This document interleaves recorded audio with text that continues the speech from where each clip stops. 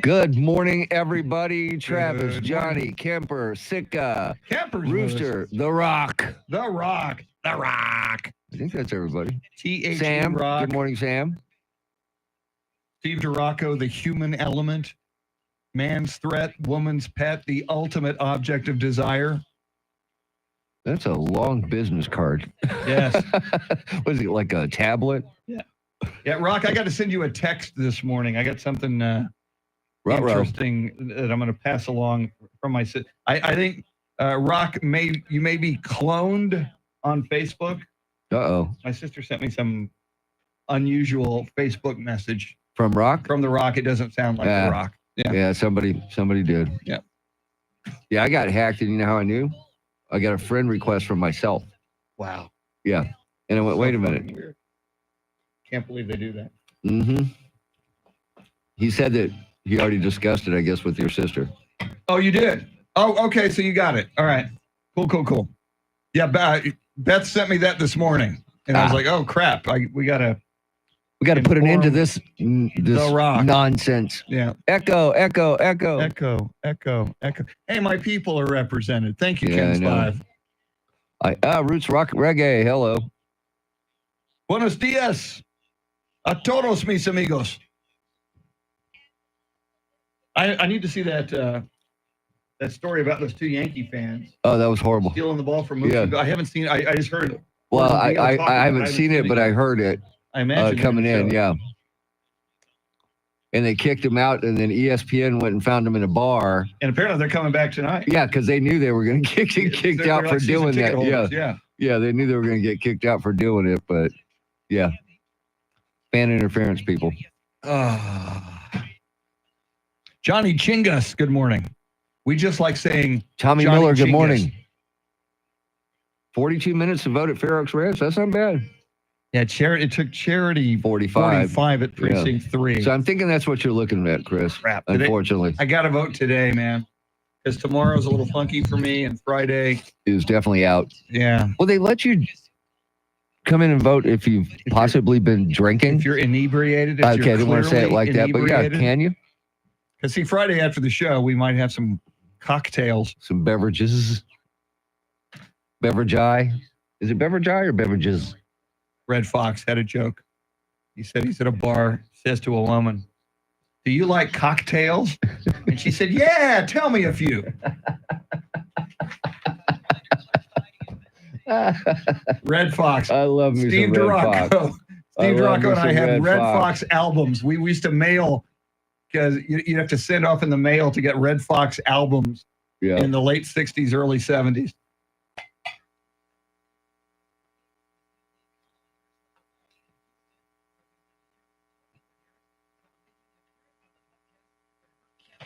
So J.D. Vance will be on the Joe Rogan show today. Is that right? I didn't know that. Yes, it is. Will he be wearing eyeliner? Of course. Yes. I think it's tattooed on. And that makes it even more manly. Yeah. Tattooed eyeliner. Yeah. Well, when you got a lot of money, you got to waste it on certain things. Tobias, 15 minutes at the county election department on Frio Road, South Frio. I'm jealous. Sam. Travis had Bill Cosby albums. I had a Bill Cosby album. I had one Bill Cosby. I had a cassette. I had an album. Bill Cosby cassette. Cheech and Chong albums, George Carlin albums, Richard Pryor. I had.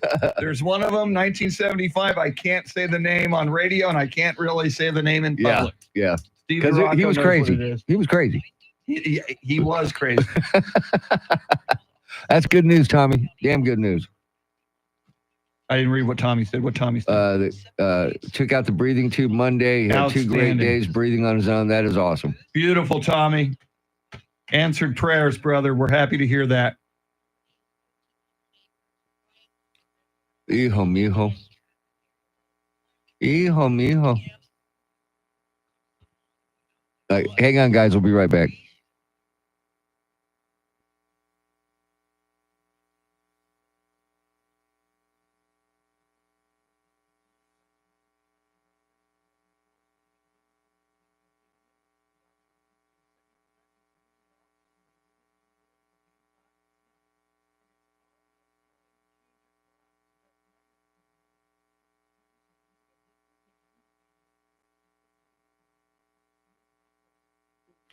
Steve Martin Live. I saw that show.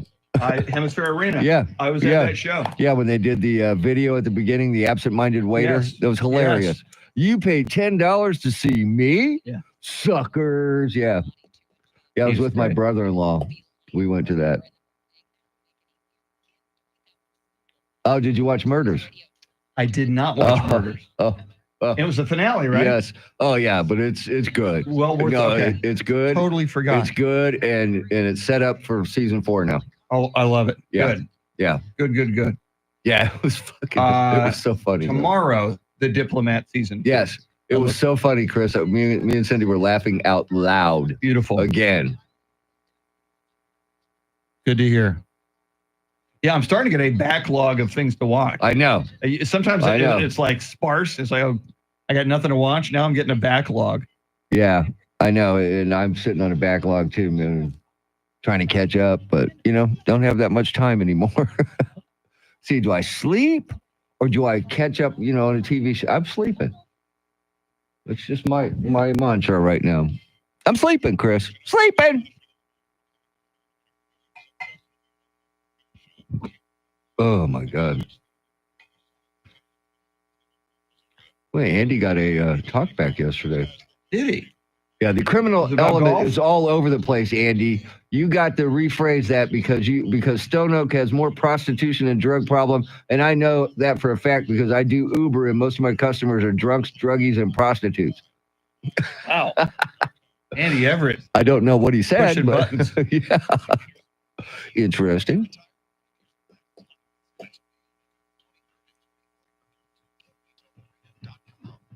Yeah, they always look so docile when they're sleeping. Yeah.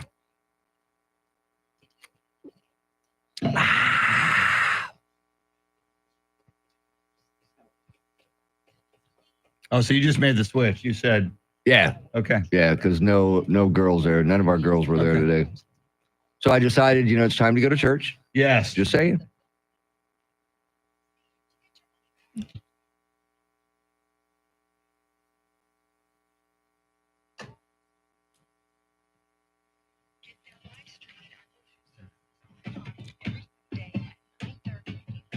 Halloween Eve. Yes. It is, Chris. It is. Trick or treat. Coffee is the wonder drug that works wonders, Sam Tobias. Yes, we're drinking hot coffee, if you must know.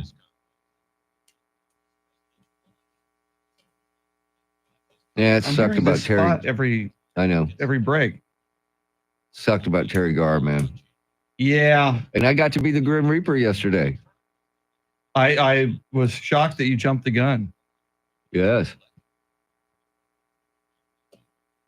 Yeah, she was funny, man. I liked her a lot. She was great. She was really good looking, too, man. She had something about her, man. Correct Amundo. Loved her in Young Frankenstein. Close Encounters. Close Encounters, I'll take your word.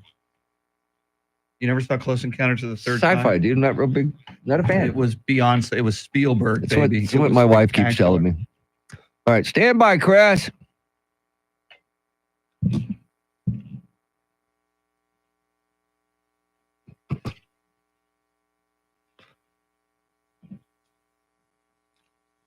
Who?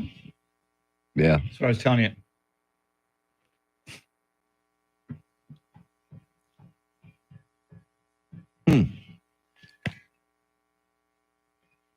America.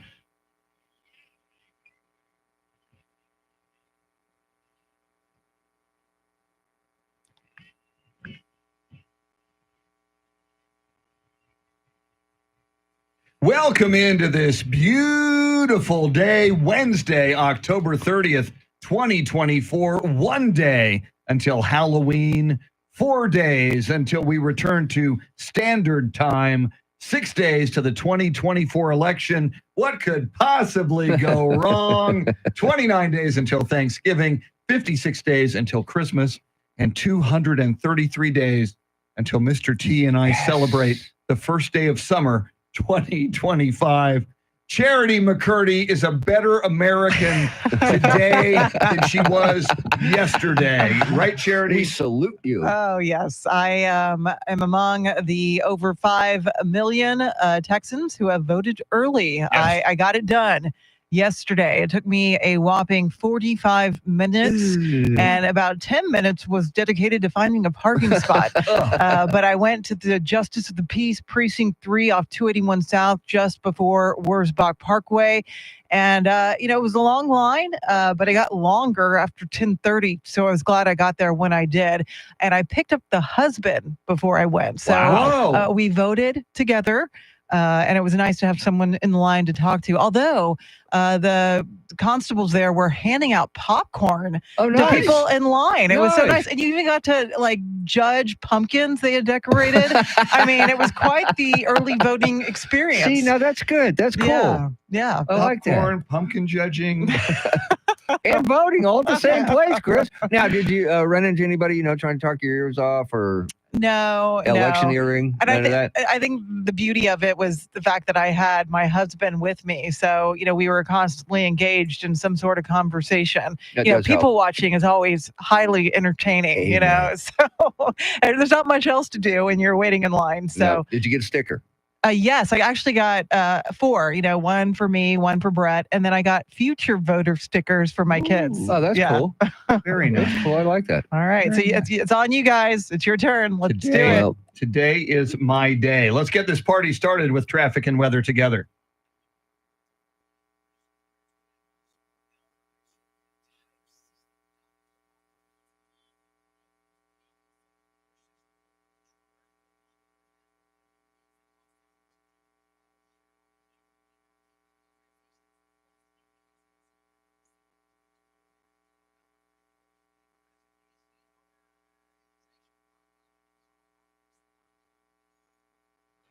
cloudy skies today, stray shower, thunderstorm, possible highs in the upper 80s. Tomorrow, cloudy skies early, partly cloudy later in the day, a stray shower, thunderstorm possible. Then on Friday, cloudy, slight chance of a shower, highs in the low 80s. It is 72 degrees in Kerrville, Texas, 75 right in Alamo Heights, and 73 right here in Stone Oak. WOAI News Time 512. San Antonio's first news, that is Mr. T, Tim Merriman. She's Charity McCurdy, Charlie Parker in the next hour with Those Were the Days. EJ Pacheco and Andrew Zimmel doing the heavy lifting, flying the Millennium Falcon. Andrew is manning and directing our YouTube broadcast. We are live on YouTube if you want to watch the show. There's also a live chat in there. Some very, very good people. You can chat with them in real time. Yeah, I thought I planned out the rest of my week, Charity, and I got to vote today because tomorrow I've got a number of things I have to do after the show. Friday, I have these coworkers who often force me to drink after the show. Andrew and EJ, Yeah. you should be ashamed of yourself. man. And I wonder, no, but and Mr. T brought this up, Charity, if is there a law against voting while drinking or voting while having had a few cocktails? As long as you don't have an alcoholic beverage in hand, I think you're fine. Well, how am I going to wash down the popcorn? Exactly. That's what I was thinking the whole time is did they have beer with the popcorn? Because that would have been nice. great. Yeah, I actually walked through a metal detector at the Justice of the Peace, Precinct 3. So they would probably catch your flask and your. I have a plastic one. I have a plastic metal. I got them all. Put it in a plastic container. I have a question for you guys. Is it legal to drive a golf cart on the shoulder of a major highway? I think it is illegal because it's not a motor vehicle by definition. Just checking, because there was a guy on 37 this morning driving a golf cart on the shoulder between 181 and 410, which there's nothing out there. And, of course, no taillights, but he did have headlights. I will give him credit for that. And he had a death wish. Yes. Yes. You don't know what's happening after 2 o'clock in the morning. People are driving. People are drunk. People are driving off the road. I thought I'd seen just about everything in this, this schedule that we have driving in, but that's the first time. I mean, nothing surprises you anymore. It really doesn't. That's why if your car is ever disabled, many, many years ago, I used to teach defensive driving. If your car is disabled, especially at night on the side of the road, get away from the car. Amen. Because drunk drivers often They see a car, they're out of there, and they think that car's moving. They're getting behind and it. they think they're in that Yeah. lane, and they hit that car. Happens all the time. Those are words to live by, Chris. So, dude in the golf cart. Yeah. Oh my God. I know. I was like, you got to be kidding me. Wow. Crazy things. Mm-hmm. And what was Charity? What was the last weird thing you saw? You had a dog. You had a dog run at The you wolf on dog. 281, a wolf dog. It was on Bitters, actually. Over by Hill And Country right Village. in the middle of the lane, running right at her. Yeah, Amazing. I'm telling you, I'm going to make a montage of everything that my Red Tiger dash cam camera catches. It's just going to be unreal because there's something at least once a week that I am able to see. That's just wild. We look forward to that montage on Charity's social media coming soon to a smartphone near you. Quick break. We got a question for you, and it is election related. We'll ask you that question in just a flash. WOAI News Time 5:16. We're back. Woohoo! Do do do do do do do do do do do do. Man shot in the stomach and the leg on Mockingbird Lane near I-10. Yeah. Or as we call it around here, Tuesday night. Yeah. Wednesday morning early. Just depends. All right. So I have a question for you. You probably know the answer to this. All right. Can you take a selfie at the polling You're not site? supposed to. In Texas, no. Okay. There are a lot of states where you can actually take it with the ballot, Wow. which I find interesting. Yeah, I think in the modern era, and I think it would encourage others to vote. Maybe we talk about Bring that up on the air. I will. That could be a segment. 620. Mm-hmm. All right. Because I have the Selfies. list. In the voting booth. I have the list. I like it. Woohoo! Or did I give it to you? Selfies in the voting booth at 6:20. Yep. See how we produce this show? That's how we do it, on the fly. Ooh, a selfie booth. That would be cool at the polling places. Very good, Sika. Good morning, Frankie. In fact, they should have a booth Robert's cabin. where you get those 4 photos on the strip. Oh, yeah, They say see? you vote, you go in there with somebody. And charge like a quarter and Yes. donate all that money to the workers. Exactly. See? That way they could have beer money. Wash that popcorn down with. We got a heavy clock in this hour, so 24, brother. Ooh, okay. I know. We got to get to it and get out. And since we're late, this will be like a 1-minute segment. Actually, we're not late. That was a short break there for some reason. All right. Yeah, it's weird. Heavy clock out at 24. See? Now the Robin Hood spot, my God, I know. somebody's spending money. All right, cool. Sika took Halloween candy to the poll workers yesterday. That's awesome, dude. Oh, that's way cool. That's That a is great way cool. idea.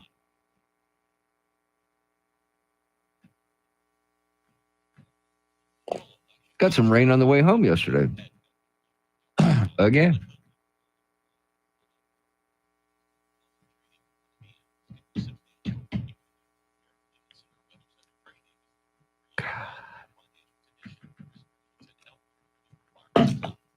Yeah, if we go past 24, we won't get it till 43, so careful there.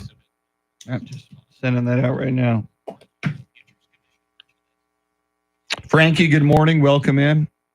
Good morning. Everybody So we in gotta here, get good right in morning. and set up the talkback and move along.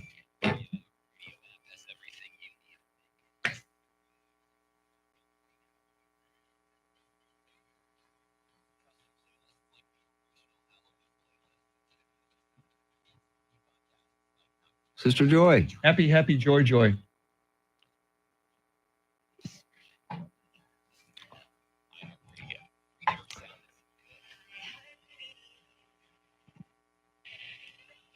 Stand by.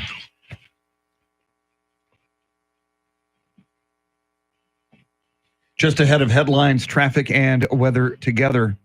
And then we have a question for you about an elusive creature, not the chupacabra, not the Loch Ness monster. It's something else, someone else that's very elusive. First, Charity, what stories are you following? Vice President Kamala Harris delivered her closing argument to voters with a final major address in Washington, D.C. President Biden is going viral for calling Trump supporters garbage during a virtual Harris campaign call, and 2 Clemens High School students have been arrested for a stolen gun found in a backpack on campus. We'll have details right now, traffic and weather.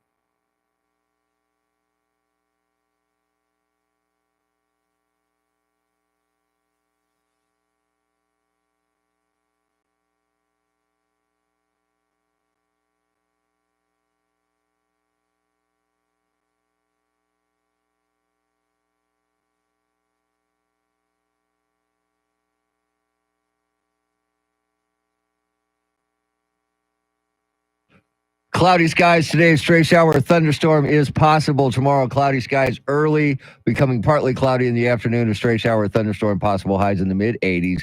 Then on Friday, cloudy, slight chance of a shower. Highs in the low 80s. 75 degrees in Leon Valley. 75 in China Grove. And 73 right here in Stone Oak. WOEI News Time 520. We're watching Fox 29, Charity. Tonight's temperature is going to be 712 degrees. Warm front coming in. Somebody's smoking crack doing their. I took photos of it. I'll send you a photo. I just saw it on my screen. Yeah. 712 degrees. Oh, that's a broiler. Still seven. There it is tonight. And Yes. that's not even the high. That's the nighttime temperature. 712 degrees tonight, according to Fox SA. Now, is that hot? That's hot. Some like it hot. But Mr. T. you can bake outside in that. Very nice. Our Waken bakers will I love appreciate that, that yes. this morning. Yeah. Well, Bigfoot, the Loch Ness Monster, the Chupacabra, these are elusive creatures. And Charity, so is the undecided voter. Do you know an undecided voter, Charity? I do not. Hey? I think everybody's chosen a side, but apparently that's what the candidates are going after in these final 6 days until the election, the undecided voter, or perhaps someone who is planning on sitting this election out. They're not going to vote at all. They don't like either candidate. I'm just curious, do our listeners know anyone that's undecided at this point? What do they think? That's a great question. And that should be our talkback today. And up for grabs, a 4-pack of tickets to a Spurs game on this Wembanyama Wednesday. Woo! Hey. Yeah. It is a Wembanyama Wednesday. Yes, it is. Now, I know somebody that's not going to vote, but I went to school with him and he's in prison, and I don't think he can vote. Okay, so one That's of your one. many That's a good criminal excuse. friends. Yeah, that's the only From excuse, John right? Jay High School. How do you know he was from John Jay? No, I'm just kidding. Well, because I went to Holmes High I School, and a lot know. of my friends are doing time right now as well. The good old North Side Independent School District, they put out nothing but the finest. Yes. They're not sending their best. I do not know an undecided I don't voter, either. and I I don't don't either. know anyone who's planning not to vote. Yeah. Mm. So in other words, I hang out with good Americans, There you go. Fine American. fine Americans. So Charity, we want to hear from the people. Do you know an undecided voter? If you do, tell us about that person. Do you know anybody who is not going to vote? Are you an Ooh. undecided voter? Ooh. And are you a chupacabra? We would like to know these things. Charity, Do you know a chupacabra? how do they get us this information? The free iHeartRadio app. Launch it, search 1200 WOAI. Look for that red circle. That's the talkback feature. Once you hit it, 30 seconds to let us know, do undecided voters really exist at this point? 4-pack of tickets to a Spurs game on That's this right. Wembanyama Wednesday. Yeah, so I mean, if you entertain us, you have a higher likelihood of winning a family 4-pack of those Spurs tickets, which is a beautiful thing. Yeah, Mhm. and it's all brought to us by Hill Country Honda. Hill Country Honda, get more on 1604, There you Mr. go. T. Did you know that? I did. You know that better than I know that. But now we both know that. Yes, now everybody knows it. Everybody knows that. That's- Thank you, that's a Hill Country beautiful thing. Honda. Coming up, we'll talk more about this 2024 election. Now, 6 days out, Charity, with everything you need to know, coming right here at the bottom of the hour. WOAI News Time is 5:24. We're back. Okay, I'm going to show you guys. That's hilarious. I dude. took photos, and I'm going to say, I see Robert Price there. Oh, Is that's their funny. anchor? Yeah. I'm going to tweet that to him. Oh, cool. Here's tonight's temperature, according to Fox 29, 712 degrees. Here's the full photo. There's the full photo. It's great. Can you send me that, I'll send that to you right now. please? That's hilarious. 712. It's still up too, man, and nobody's noticed it I'm going yet. to tweet it to Robert Price right now. That's great, man. Johnny Chingus doesn't vote.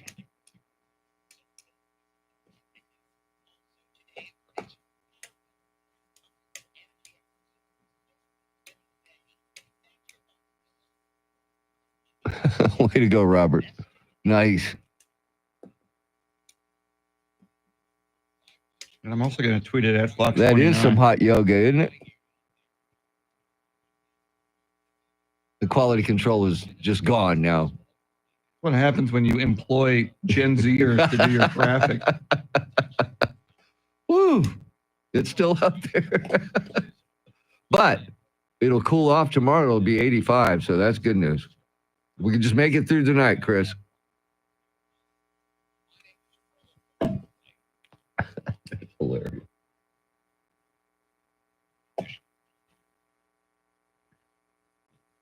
That is funny.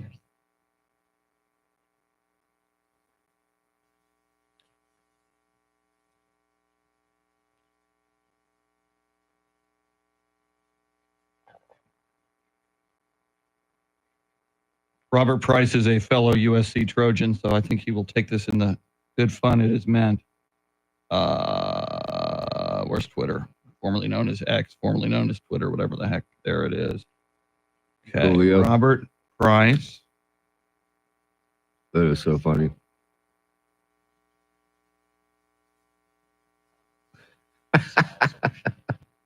I'm sorry, that just amuses me.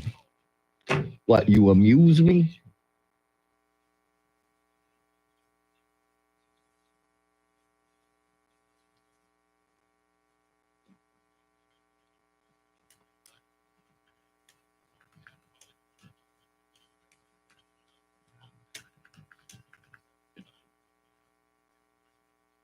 Okay, so there's that. Now I need the photo. That was great.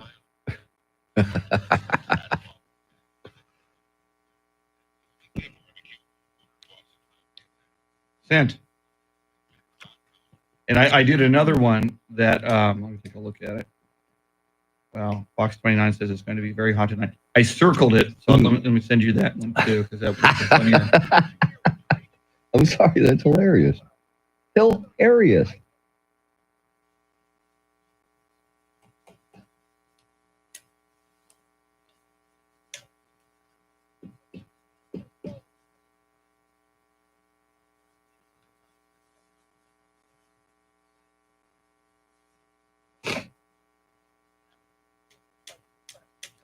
Okay, put your arms down. Put your arms down. No, no, no. Doo-doo, doo-doo.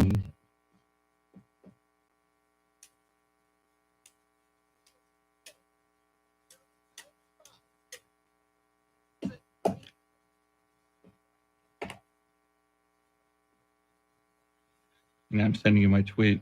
Beautiful. Funny stuff, man. Just funny, funny, funny. Funny, funny, funny, funny. That's very good, Chris. Now they know we're watching. Yeah. By the way, P.S. Tell Joy to take the leggings off. Yes. Should we do that? No. We know these things. We see them.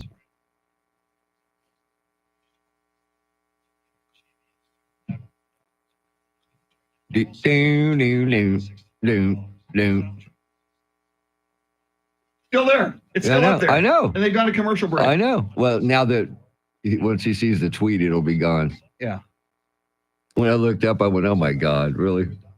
It's been there at least 10 minutes. I know. Show me tonight. Come on, come on, come on, come on. 712. Come on, 712. Yeah. Still there. It is still there. You know, simple things just amuse us, don't they, Chris? Yes.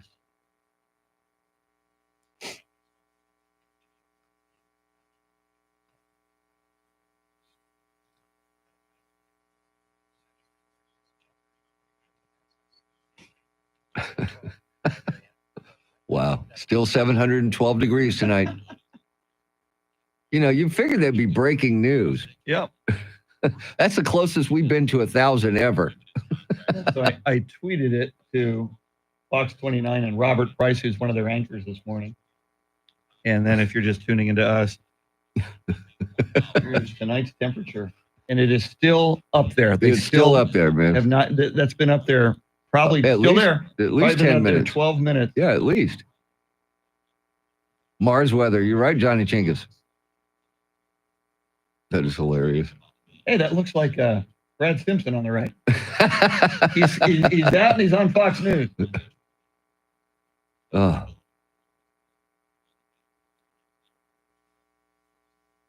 Still there? Still there. This is great, man. All right, everybody. Here comes Charity McCurdy. Enjoy.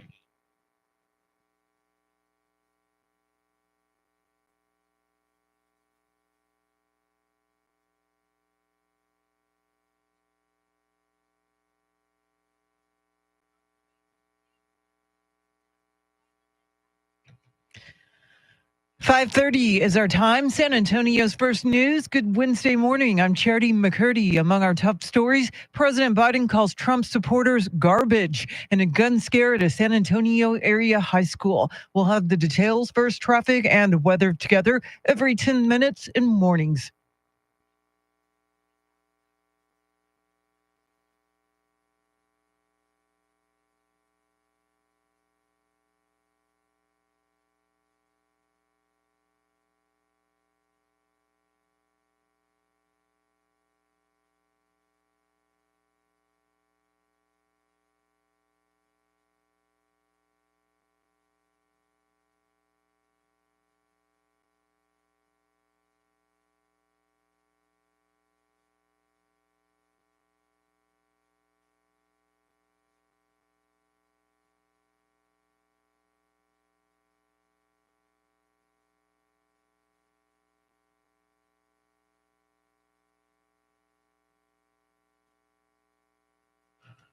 Your weather forecast for this Wednesday, straight shower storm possible, a high near 90, tonight's low 73, right now 75 degrees.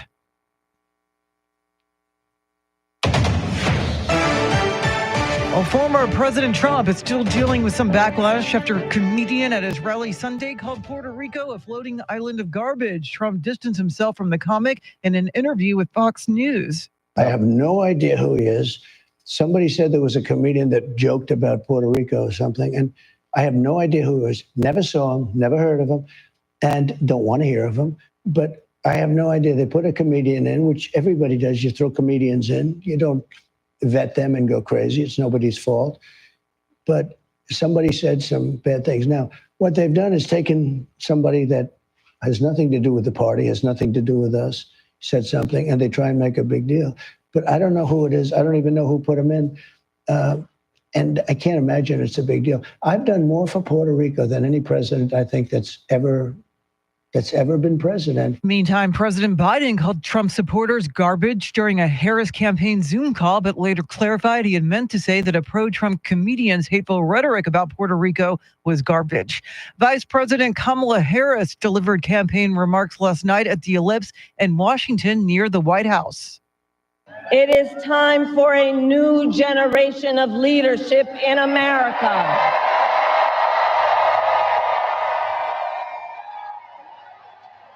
And I am ready to offer that leadership as the next President of the United States of America. These remarks came from the same place Trump spoke on January 6th of 2020 ahead of the Capitol riot. And the latest campaign finance reports show Republican candidates in Texas House races are outraising their Democratic opponents by wide margins. The flood of donated cash is helping GOP House nominees run more TV and online ads and is funding direct mail, canvassing, and polling ahead of next week's elections. Republicans in a dozen competitive districts pulled in $11 $7 million over the past month, compared to less than $3.5 million collectively raised by the Democratic candidates. GOP vice presidential candidate and Ohio Senator J.D. Vance will sit down today for an interview on the Joe Rogan podcast. Tammy Trujillo reports. The interview will follow Rogan's recent 3-hour talk with Vance's running mate, former President Trump, which has been seen over 37 million times on YouTube. Rogan posted on X that he's also in talks with the Kamala Harris campaign on doing an interview with the Democratic candidate. Rogan said his sincere wish was to just have a nice conversation and get to know her as a human being, adding that he really hopes they can make it happen. I'm Tammy Trujillo. Well, 2 Clemens High School students are in custody after Schertz police found a gun inside a backpack on campus. Officers responded after 6 p.m. yesterday to a tip about a gun inside a student's car at the school. Police and school administrators found the 2 students on campus. Investigators say one of the students had a stolen handgun inside his backpack. One student is charged with weapon in prohibited places and theft of a firearm. Both of them are charged with terroristic threat. We've got more people moving to Texas, and that means we need to keep moving more cargo, and we're getting some federal money to carry out the mission. Alan Skaya has details. The Federal Railroad Administration says Texas will get almost $44 million from the bipartisan infrastructure law to make railroad improvements in 5 parts of the state. $17 million goes to rebuild and improve safety of the Dallas, Garland, and Northeastern Railroad. The feds say the work will reduce the risk of derailment and increase speed on the line. Another $13 million will pay for upgraded lines and crossings along 28 miles of Texas and Eastern Railroad between Palestine and Rusk. Smaller projects in South Texas, east of San Antonio, and in Brownwood, 50 miles southeast of Abilene, are getting between $3 and $5 million. Well, airlines are now required to refund passengers automatically for canceled or significantly delayed flights. Under the Department of Transportation's new rules, airlines will be required to provide cash refunds promptly without customers needing to ask. Domestic flights delayed by 3 hours or more and international flights delayed by 6 hours or more qualify for a full refund. They'll also have to refund for services passengers paid but were not provided, like Wi-Fi or entertainment. Well, a popular actress from the 80s has died. Fox's Michelle Polino has more. Terry Garr, the comedic actress who starred in Young Frankenstein and Close Encounters of the Third Kind, has died after a long battle with multiple sclerosis. She was 79 years old. Garr was a familiar face in dozens of TV shows and films in the 1970s, 80s, and 90s. Garr first gained attention as Inga, the saucy assistant in Mel Brooks' 1974 film Young Frankenstein. In other words, his veins, his feet, his hands, his organs would all have to be increased in size. Exactly. She grabbed a supporting actress Oscar nod for her performance in Tootsie and played the working mom to Michael Keaton's stay-at-home dad in Mr. Mom. Michelle Polino, Fox News. It is 5:37 now with breaking crime news from around the country. Here's Nancy Grace.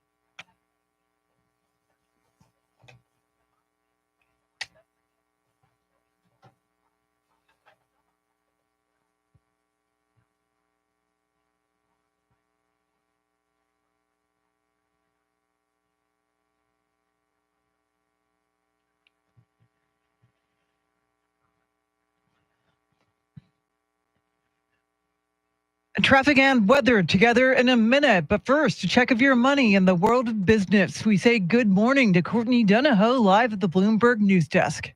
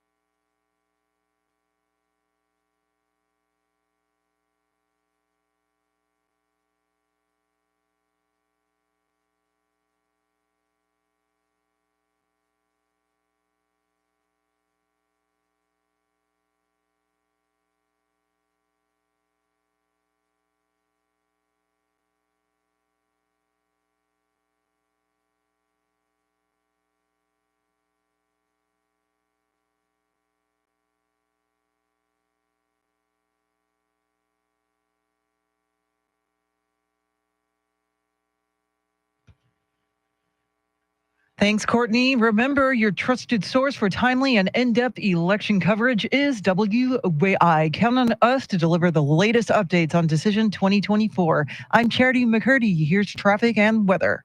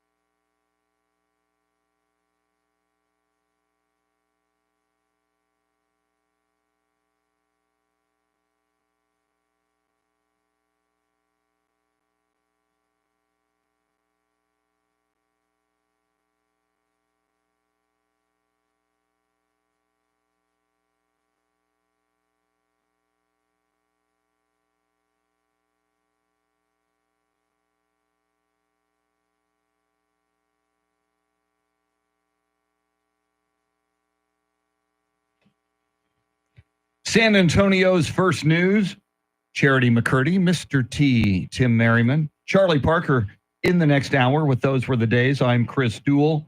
And 50 million Americans have voted early. Yesterday, the 50 million mark of early ballots cast was surpassed. That number obviously will rise today. But lots of people, including Charity McCurdy, have early voted. And Charity, today, you are a better American than Mr. T is, than I am. Yeah. But I hope to join you as a better American tomorrow. I'm going to try to early vote today. In my opinion, those who vote are doing their American and their civic duty. You have done that, Charity. But I'm like you guys. I had like one day, one window of opportunity to vote early, and yesterday was that day. So I understand with our schedules, limited amount of sleep, you got to squeeze it in when you can. But I feel like voting early is the way to go with all the different polling sites and options versus risk standing in a 3-hour line on election day. I mean, based on the turnout we're seeing so far for early voting, I imagine there will be long lines on November 5th as well. Doesn't it look like it's going that way? And normally I wait till election day, but my wife yesterday has bribed me to try to go and early vote today. And I told her, fine, as long as the line is not very, very long, I'm in. Don't bury the lead. She bribed you. Yeah. She says, I'll take you to lunch if you'll go early vote with me tomorrow. And I said, well, you don't have to do that, but okay. I'm cool with that. So, yeah, we're going to go check it out, see how long the line is. You're going to do what Charity and Brett did? You're Yes. going to vote as a couple? Yes. Nice. Yeah.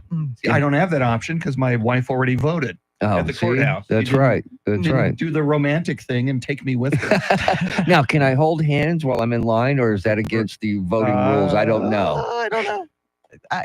I anything to lessen the tension in the room, and I think that would do it. So, Yeah, that would definitely do it. Yeah.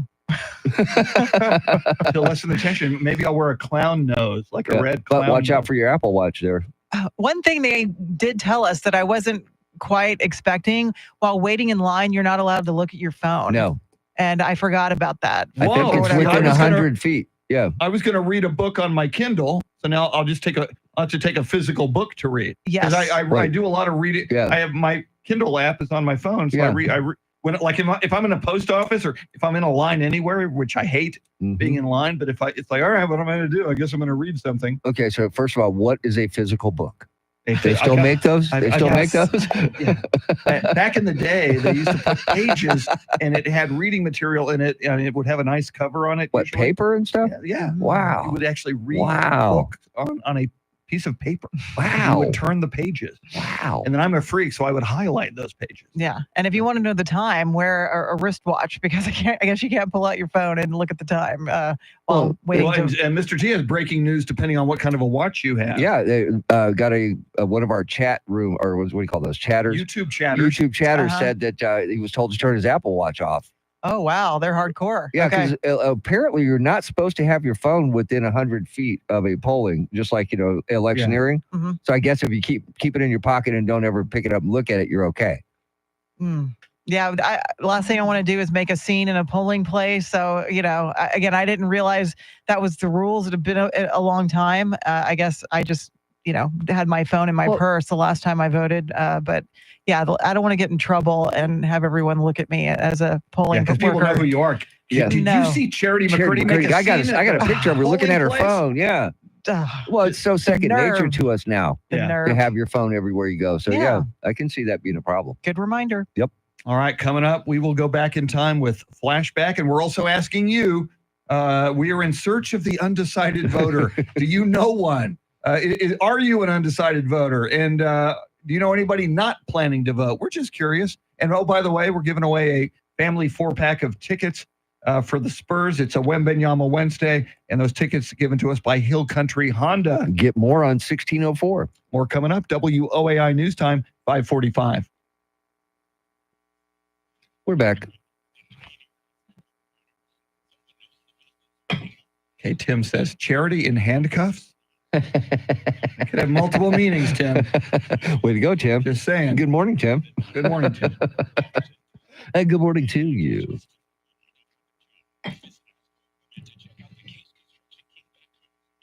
That's a great question, Johnny Chingus. What is the reasoning where you can't look at your phone?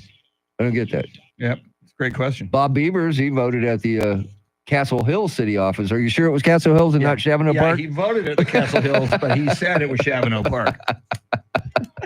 Oh, man. We're so hard on him, man. And he was going to vote for Trump, but he accidentally marked Kamala Harris. I keyed, Bob. We're just messing with you, man. We keyed. We're messing with you, man. Just messing with you, man. All right, so Jim and Thing said he was in line the other day and had his phone out the whole time, and no one said anything. There you go, Jim. Yeah, civil weird. Disobedience. That's weird, man.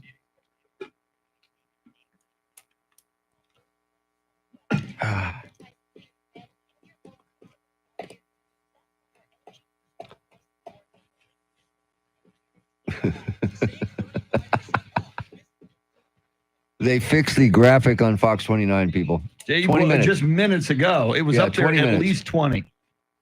At least. Thanks to Chris Duell's tweet. I guarantee you that had something to do with it. Man, they're spending a lot of time on this Grupo Metal best of both worlds. That's hard to say. Best of both worlds.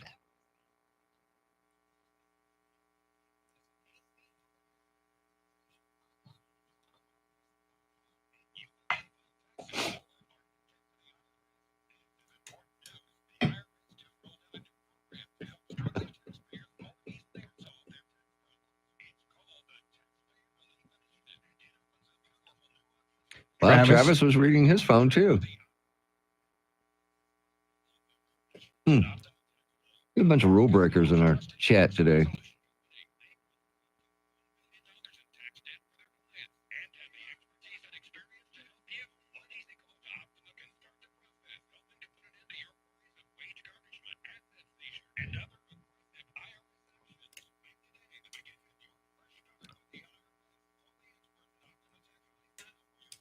And Tommy says they just told them to turn their phones off before they went in to the booth. That's much more reasonable than don't come in here with your phones. Well, especially if you have to stand in line. Yeah. You know? I don't want to talk to people. Sometimes I want to stare into my phone just so I don't have to talk to people. Even if I'm not even looking at it. Can you have earbuds? I mean, is that against the law? Because the earbuds are connected to your phone, Chris.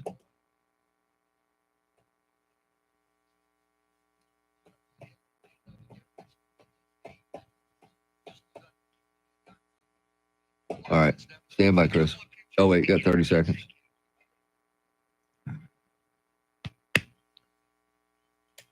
Tommy was on the phone while he was in line. As a good American should be.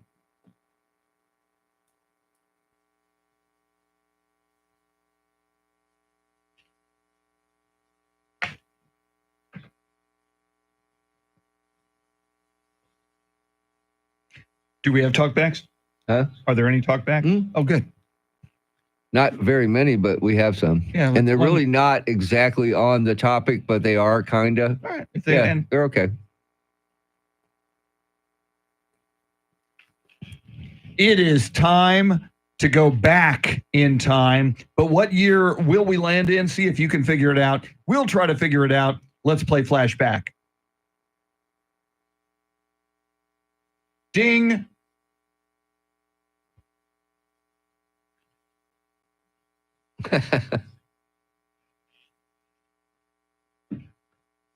Ouch. Oh, ding. Yeah.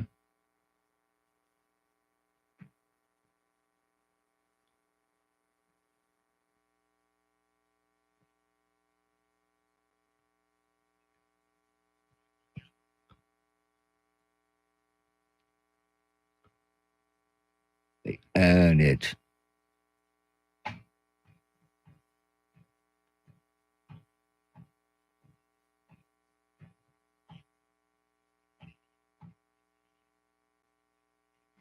It's always easy when it's an election year. Yes. We both believe 1988. Correct? Yes. You for baseball reasons. Yes. Charity, you cool with 1988? Oh, yeah. Let's do it. Let's go. Let's find out.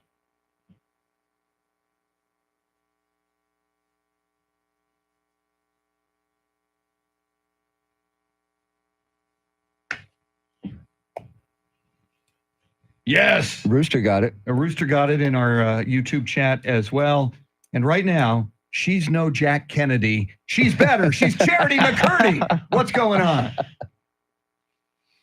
Well, Kamala Harris delivered a major speech in D.C. that drew 75,000 spectators.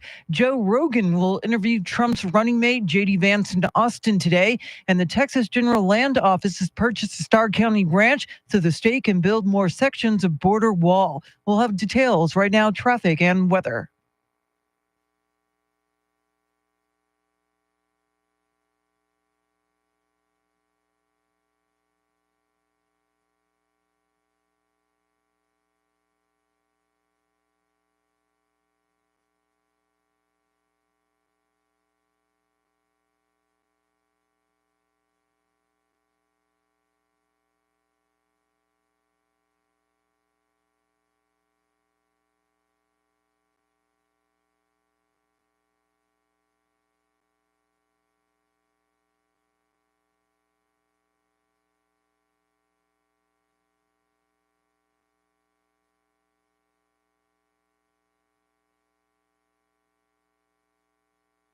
A lot of air. Hello. And I'm down.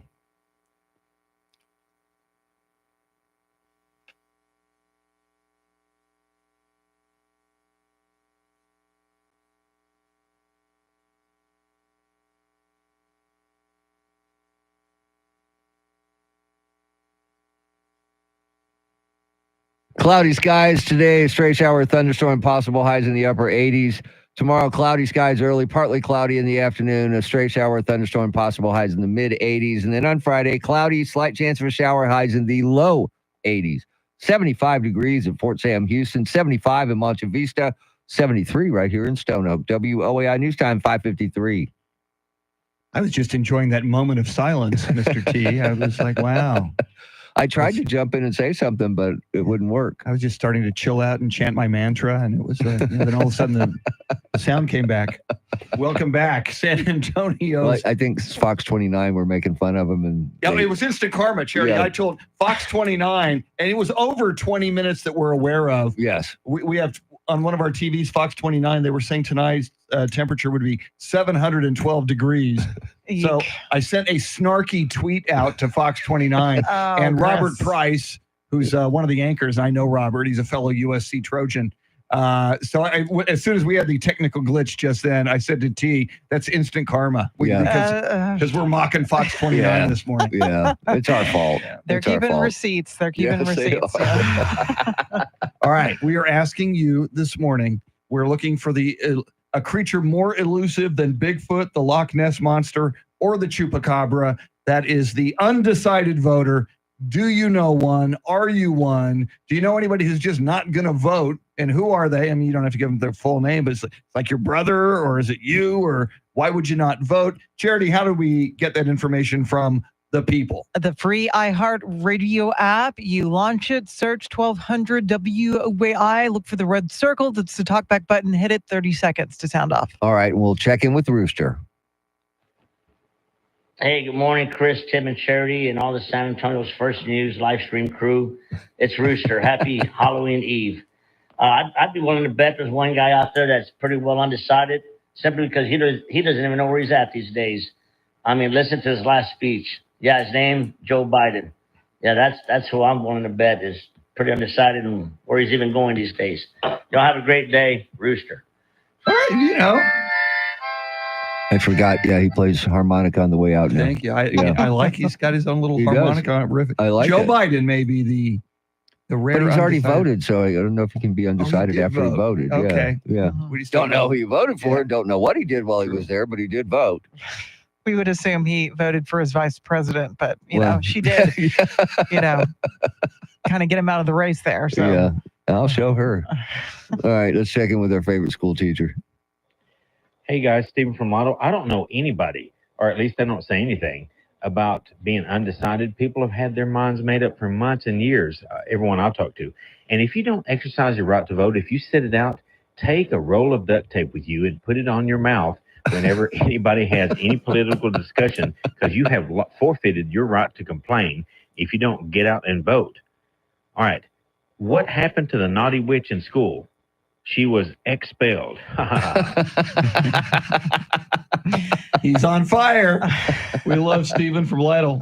Great to meet him last week. Yeah, so it was cool to meet him. All right, here's Danny in Pipe Creek real quick. Morning, y'all. This is Danny in Pipe Creek. I'm just calling to say that I early voted in Lake Hills at the library. It was a great experience. I pulled up. There's no one in front of us. It took about 10 minutes, and we were on our way. Have a great day. I may have to make a road trip to Lake Hills today. Go see RK while you're there. There you go. Wow.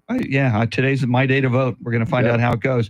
All right, lots more coming up. Charity with all the big stories you need to know about at the top of the hour. Then among our guests in the next hour, White House correspondent John Decker on the campaign trail. WOAI News Time, 5:57. We're back. We are back. We're back. Andrew's coming in. Yeah, it should have brought me up. I would have done the weather. He hit his button. I hit the button and started talking, and I wasn't anywhere, so I just backed out. All right, we'll do that. Hopefully it doesn't list like that again on us, but you know. We can hardly tell. It was hardly noticeable, except for all the dead air. Other than that, it was fine.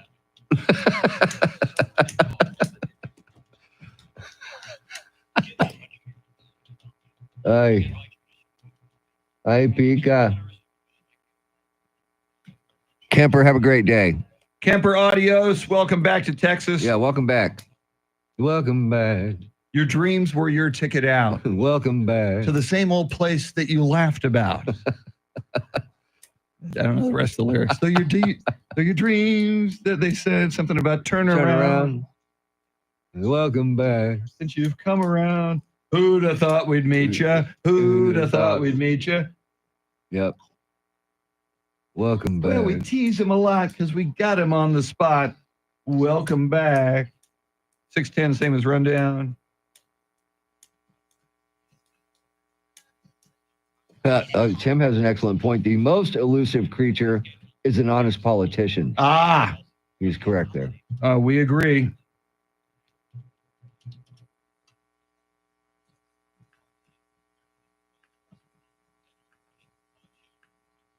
Okay. Kemper says, I hope everyone has an awesome day. Hope the First News Cruise dresses in costumes tomorrow. Kemper, what are you going to dress as? She's only allowed to wear a T-shirt. That would be something I would like to see, though.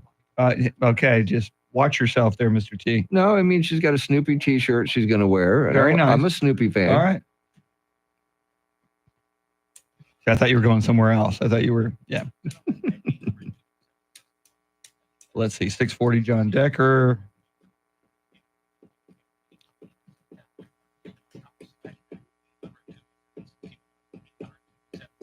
We have to have a backup because right now I'm sitting on one talkback. We got to figure something out here. I have an idea. Maybe we can pivot. Yeah.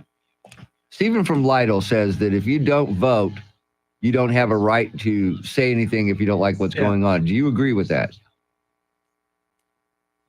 It's weird. It's like But on one it's level, your yes, right I not do. to vote, though. On one level, yeah. When he says it, I I'm think with that would him. be a good talk. Yeah. Yet on another, yeah. I mean, if you push comes to shove, you have the right not to vote. I think it's a good talkback, though. Yeah. Because I'm wondering. But how do we phrase it?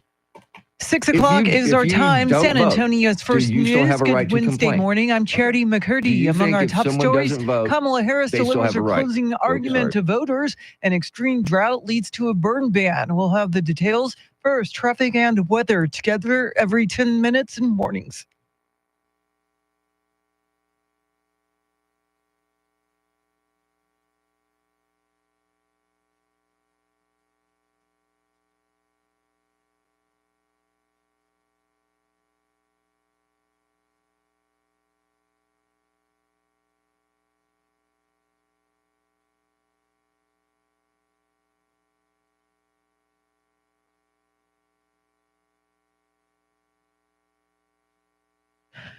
Your weather forecast for this Wednesday: stray shower or storm possible, a high near 90, tonight's low 73, right now 75 degrees.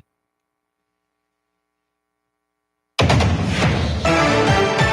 Vice President Harris pledged to put country above party and self in a closing argument in the campaign's closing days. Here's Fox's Jared Halpern. Next week's election is not just a choice between two candidates, Vice President Kamala Harris says. It will probably be the most important vote you ever cast.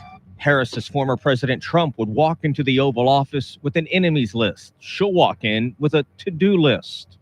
And I will work with everyone, Democrats, Republicans, and independents, to help Americans who are working hard and still struggling to get ahead. And while Harris says she is honored to work as President Biden's vice president, her presidency will be different because the challenges we face are different. In Washington, Jared Halpern, Fox News. Meantime, former President Trump hit the campaign trail in Allentown, Pennsylvania yesterday. We're going to defeat Kamala Harris and the media. And we're going to win back that beautiful, beautiful White House. And we're going to make America great again. His campaign stop came after a comedian at Trump's Madison Square Garden rally called Puerto Rico a floating island of garbage. President Biden attempted to slam the comment during a Zoom call with Voto Latino, but ended up committing a gaffe of his own. Well, let me tell you something. I don't know the Puerto Rican that I know, or Puerto Rico, where I'm in my home state of Delaware. They're good, decent, honorable people. The only garbage I see floating out there is his supporters. His demonization of Latino is unconscionable, and it's un-American. It's totally contrary to everything we've done, everything we've been. Biden later clarified he meant to say that a pro-Trump comedian's hateful rhetoric about Puerto Rico was garbage. Trump's running mate, J.D. Vance, will be in Austin today to be a guest on the popular Joe Rogan Experience podcast. Trump sat down with Rogan for a 3-hour interview last Friday, the same day Kamala Harris held a rally in Houston. Rogan says the show is talking with Harris about making an appearance on the podcast, but her campaign wants to limit it to an hour. With the election 6 days away, phones are being flooded with robocalls. Michael Board has more. Even people who put their number on the do not call list say they're getting campaign calls and text messages. Teresa Murray with the Public Interest Research Group says that's because political messaging is exempt from those rules. Any kind of auto dialed text to cell phones, they all require consent in advance. She says you probably agreed to the robocalls and the fine print of something you signed. The good news, simply replying with the word stop should be enough to end the text messages. The phone calls, though, she says, are harder to rein in.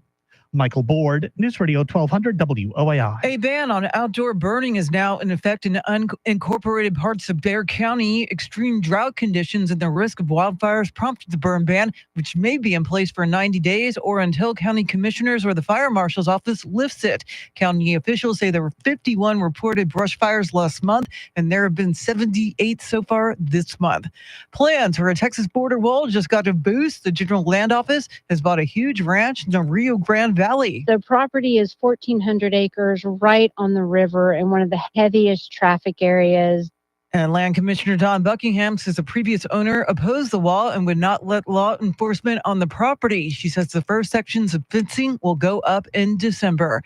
And the Yankees are still alive. They avoided being swept for the fourth time in the World Series after topping the LA Dodgers 11-4 in Game 4 at Yankee Stadium. The Dodgers will take their second crack at winning it all when they visit New York for Game 5 tonight. It is 6:05. Tonight, the Spurs face the Thunder on the road. The voice of the Spurs, Bill Schoening, has details in today's Spurs Report.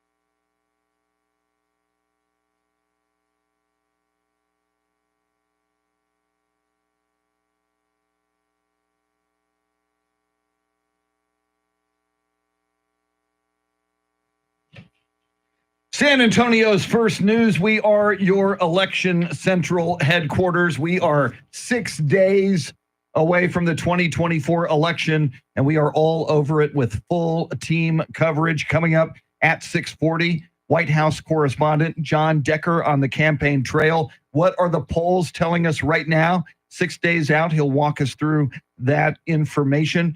Today is a Wembenyama Wednesday.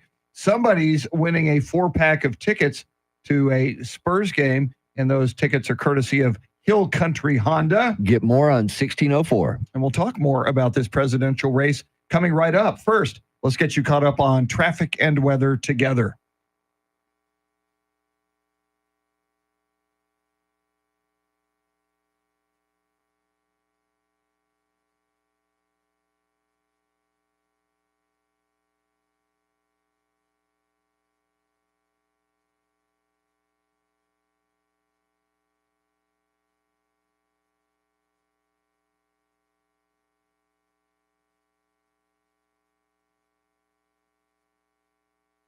Cloudy skies today, stray shower, thunderstorm, possible highs in the upper 80s. Tomorrow, cloudy early, partly cloudy in the afternoon, stray shower, thunderstorm, possible highs in the mid 80s. Friday, cloudy, slight chance of a shower, highs in the low 80s. 75 degrees in Lavernia, Texas, 75 in Monte Vista, 73 right here in Stone Oak. WOAI News Time, 610. San Antonio's First News, that is Mr. T, Tim Merriman. She's Charity McCurdy. She's a good American. She voted yesterday. I will follow in her footsteps today, probably at the same voting location. Charlie Parker with Those Were the Days at 6:48. EJ Pacheco and Andrew Zimmel flying the Millennium Falcon. Well, 6 days to go before this election. Yesterday was big for both candidates. Of course, Kamala Harris with her big closing argument speech at the Ellipse in front of the White House, and former President Donald Trump with a couple of stops in Pennsylvania. Are you better off now than you were 4 years ago? I don't think so. I'm here today with a message of hope for all Americans with your vote this election. Oh, do I look forward to this election. And he doesn't have to look much further than 6 days because, Charity, it's almost upon us. I thought the Kamala Harris speech at the Ellipse, watched it this morning because we go to bed so early. I thought she did well. What's interesting, at the beginning of that speech, I heard all those sirens because it was an outdoor speech. And two things I thought, wow, are these sirens going to go on for the whole speech? They did not. But I also thought to myself, how brilliant if that was Trump supporters trying to disrupt the audio of her speech because it's outdoors by running sirens. I thought that could have been a good disruptive tactic, but the sirens creating all that noise at the beginning of her speech eventually subsided. Yeah, and a lot of noise from the crowd gathered there. Apparently more than 75,000 spectators were there. Originally yesterday, we were expecting like 20,000, but apparently the Ellipse was at capacity and some guests had to go to an overflow area on the National Mall, but that's according to the Harris campaign. So amazing turnout for her closing argument speech, her final major speech before the election. She tried to cast herself as a unifier and Trump a petty tyrant. And I think she mentioned the former president's name at least 20 times during that speech. And very early. I mean, she went right to it early in the speech. Most definitely. So we'll see if that moves the needle for those alleged undecided voters that we keep talking about and hearing about. But for now, it seems like a lot of the focus this morning is on President Biden and his major gaffe when he referred to Trump supporters as garbage in his attempt to slam former President Trump, who had that comedian at his Madison Square Garden rally Sunday night who referred to Puerto Rico as a floating island of garbage.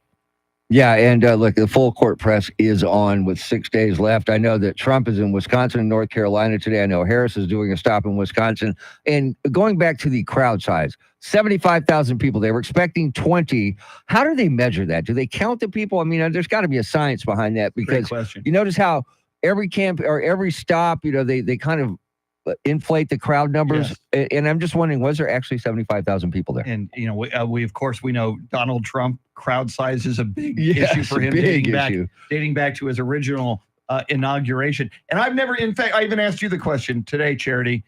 First of all, I'm not good at estimating a crowd size, whether it's a moderate crowd or a big. I go somewhere, people go, how big was the crowd?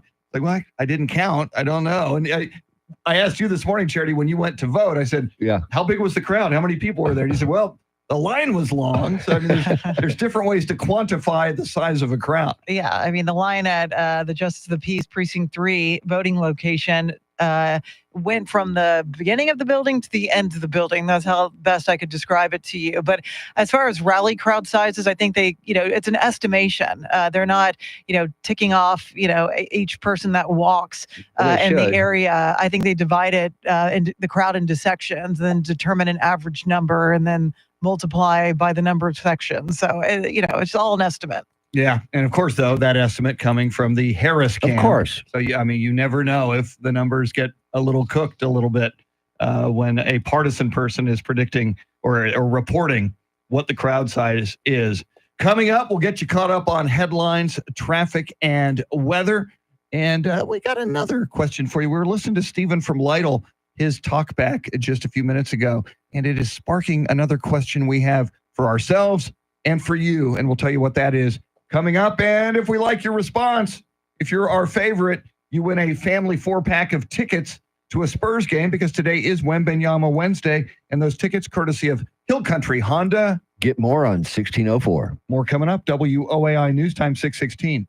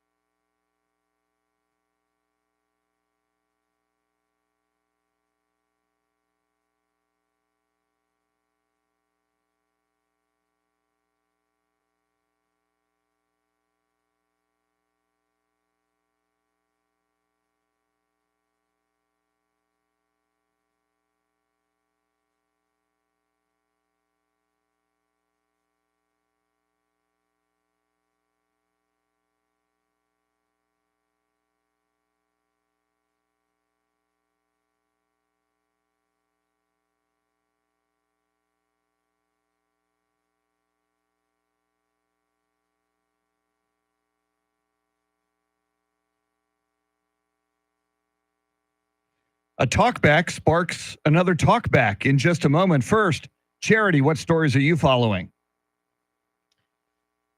With 6 days to go until the election, Vice President Harris and former President Trump are hitting the swing states. Joe Rogan will interview J.D. Vance today on his Austin-based podcast, and a Manor High School student is dead after being stabbed on campus by another student. We'll have the story and more. Right now, traffic and weather.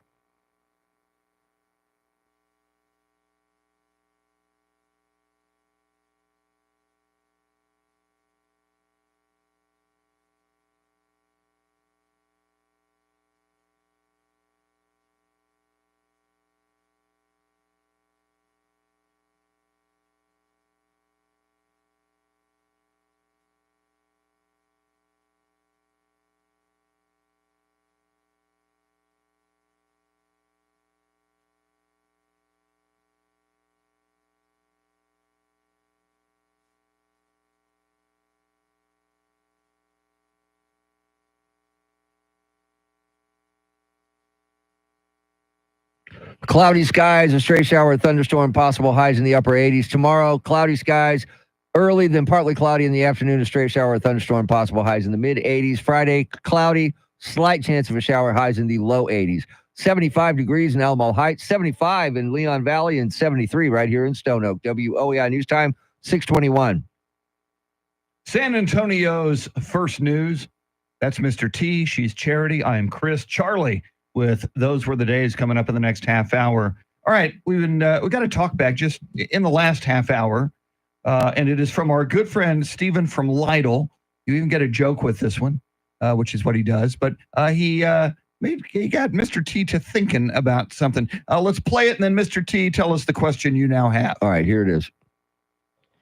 Hey guys, Stephen from Lytle. I don't know anybody, or at least I don't say anything about being undecided. People have had their minds made up for months and years, everyone I've talked to.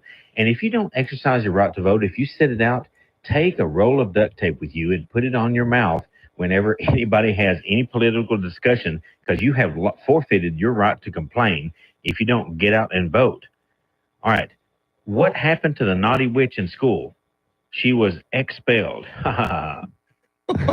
All right, so he makes an interesting point, Mr. T. If you don't vote, you forfeit your right to enter into a political discussion or complain about the way things are. And I disagree with that. I think this is America, freedom of speech. If you have the right to vote, if you don't use that right, you can still complain. You know, it shouldn't be just because you didn't vote, you can't complain. Charity, I've got mixed emotions. When I first heard Stephen say that, I'm like, yeah. That's why I think for right now, Charity, you're a better American than Mr. T is, or I am, because you voted so far. We haven't yet. I'm going to try to vote today. What do you think? If you don't vote, do you forfeit your right to complain? No, because most people would never admit they didn't vote. So Interesting. That's my take. Well, so we want to hear from the people, and I mean, my first knee-jerk reaction is, yeah, if you don't vote, shut the hell up. You forfeit your right to complain. Then again, if I really think it through, okay, I get it. So we want to hear from you on the free iHeartRadio app. And don't forget, you can win Spurs tickets. We're going to pick our favorite on Wembenyama Wednesday. You get a family 4-pack of tickets from Hill Country Honda. Get more on 1604. John Decker, White House correspondent on the campaign trail, coming up at 6:40. WOAI News Time, 6:24.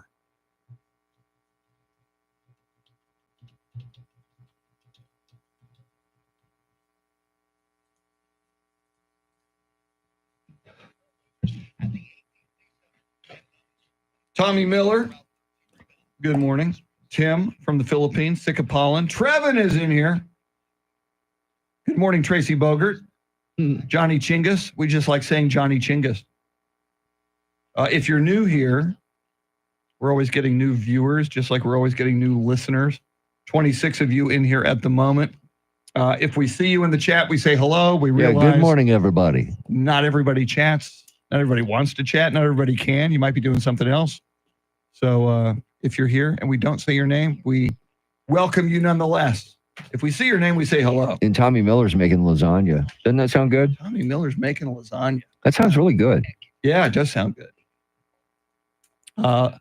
Lasagna in town. Julian's Julian's. Julian's has some pretty damn good lasagna. Oh, interesting. Throw that out there. Where's Julian's? There's one on West Avenue. Okay. Near West Avenue, near Bitters. Okay. Near the Embassy Theaters. Okay. Kind of back in there. Okay, I know where There's that is. another one where I used to live in Sunset Ridge, North New Braunfels at Breeze. Oh, okay. Okay. Which is a relatively new. Okay. I mean, it's been there for a few years, but it's a newer location. What up, SWAT Cat? SWAT Cat. Cats. Why don't you check it out?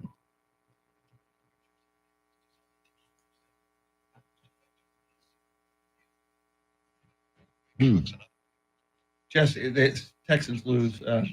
Yeah, Diggs. Trev Man. for the year too. Okay.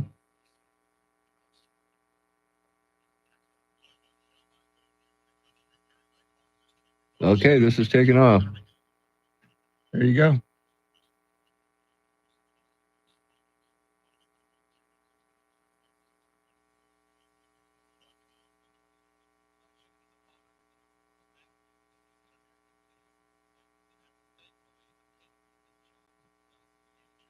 Oh yeah, this is taking off big time.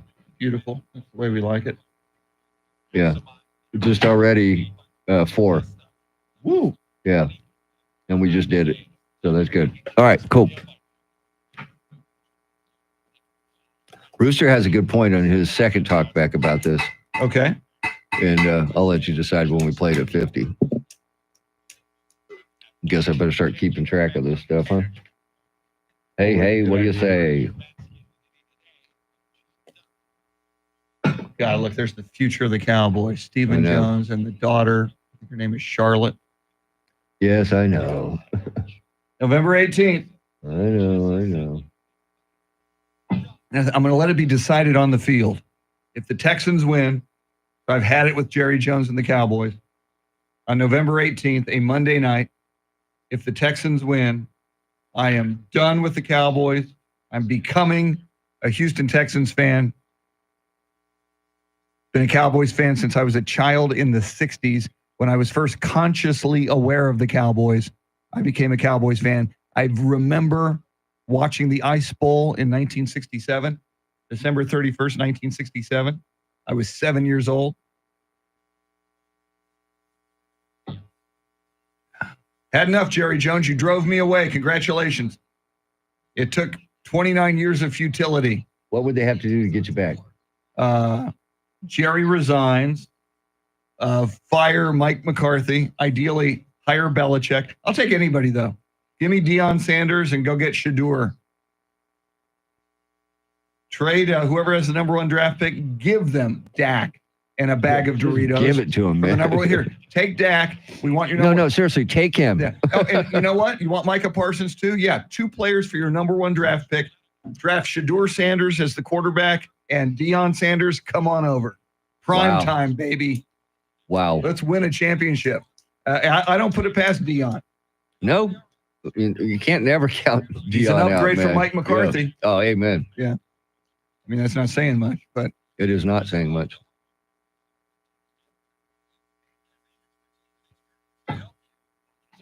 So, hang on, guys. Here comes Charity. Here comes Charity. Hang on.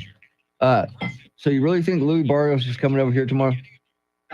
According to Terry, I need to contact him today and make sure, but that's what he said. He said 9:30 tomorrow. He said that's where he said they had a conversation last night. So I'm gonna what I'm gonna do is I'm gonna text Louis. Go, do you want to come at 9? Because I ain't staying. I'm not staying beyond 10. It has to be at 9:30. Well, here's what I was thinking too, man. I don't know what time he gets to the La Hacienda, but we could go by there and do it from his beautiful patio. You know what I mean? That gets, tomorrow? Huh? Sunday tomorrow morning, probably. I think so. It's not far away. No, that's what I'm wondering. What time does he get there?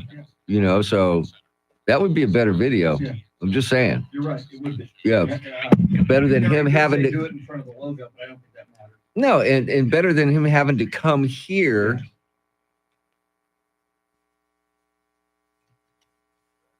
6:30 is our time. San Antonio's first news. Good Wednesday morning. I'm Charity McCurdy. Among our top stories, President Biden calls Trump supporters garbage and a fatal stabbing at an Austin area school. We'll have the details first, traffic and weather together every 10 minutes in mornings.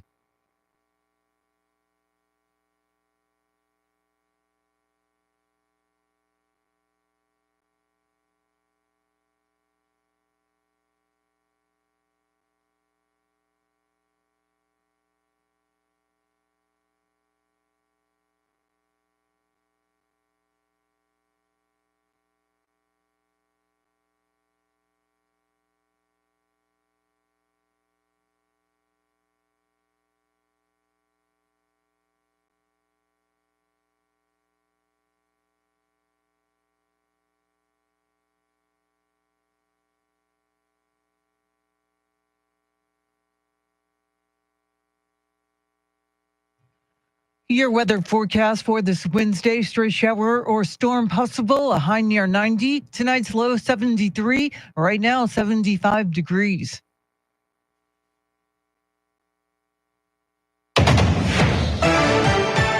Former President Trump is still dealing with some backlash after the comedian at his rally Sunday called Puerto Rico a floating island of garbage. Trump distanced himself from the comic in an interview with Fox News. I have no idea who he is.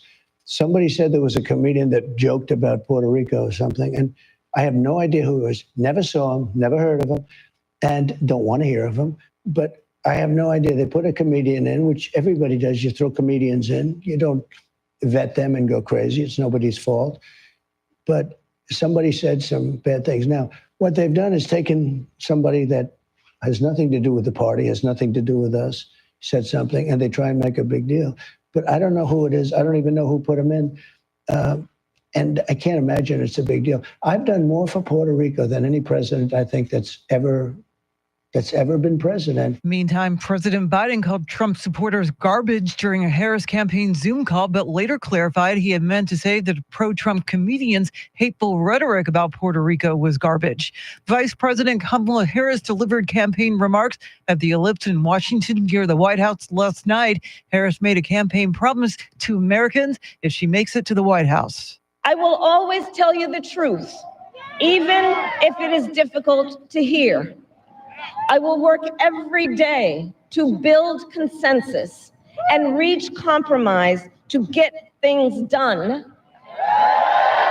Harris will hold a rally today in Harrisburg, Pennsylvania, and then another in Madison, Wisconsin. Trump will also be in Wisconsin for a rally in Green Bay after an earlier stop in Rocky Mount, North Carolina. The latest campaign finance reports show Republican candidates in tight Texas House races are outraising their Democratic opponents by wide margins. The flood of donated cash is helping GOP House nominees run more TV and online ads, and is funding direct mail, canvassing, and polling ahead of next week's elections.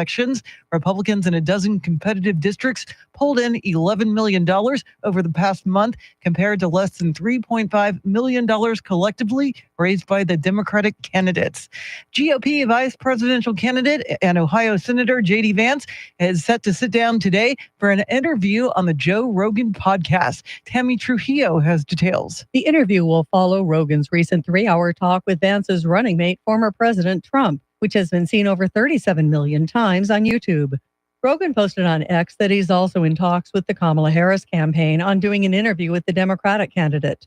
Rogan said his sincere wish was to just have a nice conversation and get to know her as a human being, adding that he really hopes they can make it happen. I'm Tammy Trujillo. The Supreme Court is ruling that Robert F. Kennedy Jr. must remain on the ballot in Michigan and Wisconsin. Kennedy, who dropped out of the presidential race in August, was looking to be removed from the ballot in the key swing states after endorsing Donald Trump. State election officials had already said early in absentee voting in the states was already well underway, with the Supreme Court giving a decision on the emergency appeal with no further explanation. And Texas is getting millions of dollars to improve safety and efficiency of our railroads. Ellen Skaya has details. The Federal Railroad Administration says Texas will get $44 million from the bipartisan infrastructure law. The administrator says the work will better connect towns and ports, support the workforce, and introduce more environmentally friendly locomotives. $17 million will pay for new tracks and resurfacing along the Dallas, Garland, and Northeastern Railroad between Sherman and McKinney. $13 million goes to rebuild tracks and 17 crossings of Texas and Eastern Railroad track between Palestine and Rusk. Projects in South Texas, Brownwood, southeast of Abilene, and Harwood, east of San Antonio, are getting between $3 and $5 million. Well, a Manor High School student is dead after being stabbed on campus by another student. The campus northeast of Austin was initially placed on lockdown yesterday, but administrators later canceled classes through Friday. 18-year-old Darren Loving was stabbed in the chest and ended up dying from his injuries. Another 18-year-old was detained, charged with murder, and booked into the Travis County Jail. Well, the time change is coming up this weekend, and it's the good one where the clocks move backwards. 2 o'clock on Sunday morning. We're going to go from 2 o'clock to basically then 1 o'clock backwards. And so then we end up gaining an hour of sleep. That's Dr. Vincent Myslevich at UT Health San Antonio. He says when you change times, it messes with the body's circadian rhythm. But since we're getting more sleep, it's easy for the body to adjust. And because it will start getting brighter earlier, it'll make it easier for kids to wake up in time for school. Well, will AI decide if you get that next job? Fox's Eben Brown reports. One of the big social networks primarily tasked with helping job seekers network for that next position is now turning to artificial intelligence to help those who are hiring find the kind of employee they want to onboard. LinkedIn is now deploying what it calls Hiring Assistant to employers on the network. It's an AI designed to lighten the load for recruiters, not just screening out unfit applicants, but also making contact with prospective recruits to get more information and even schedule interviews. LinkedIn says it trained the AI using the resume data of its existing 1 billion users.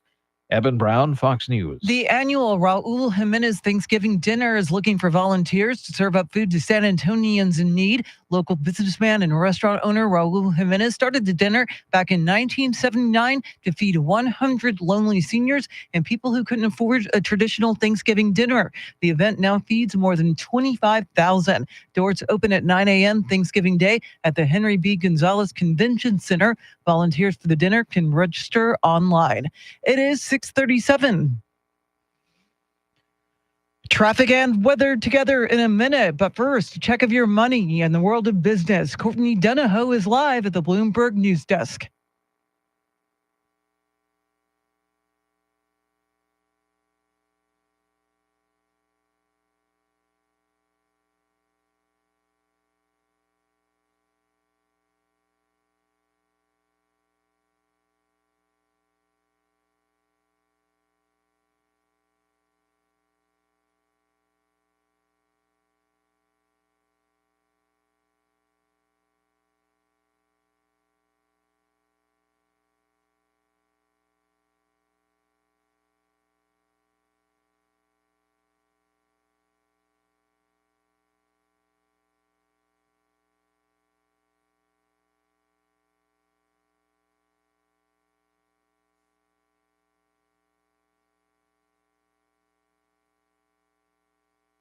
All right, thanks, Courtney. Remember, your trusted source for timely and in-depth election coverage is WYI. Count on us to deliver the latest updates on Decision 2024. I'm Charity McCurdy, traffic and weather next.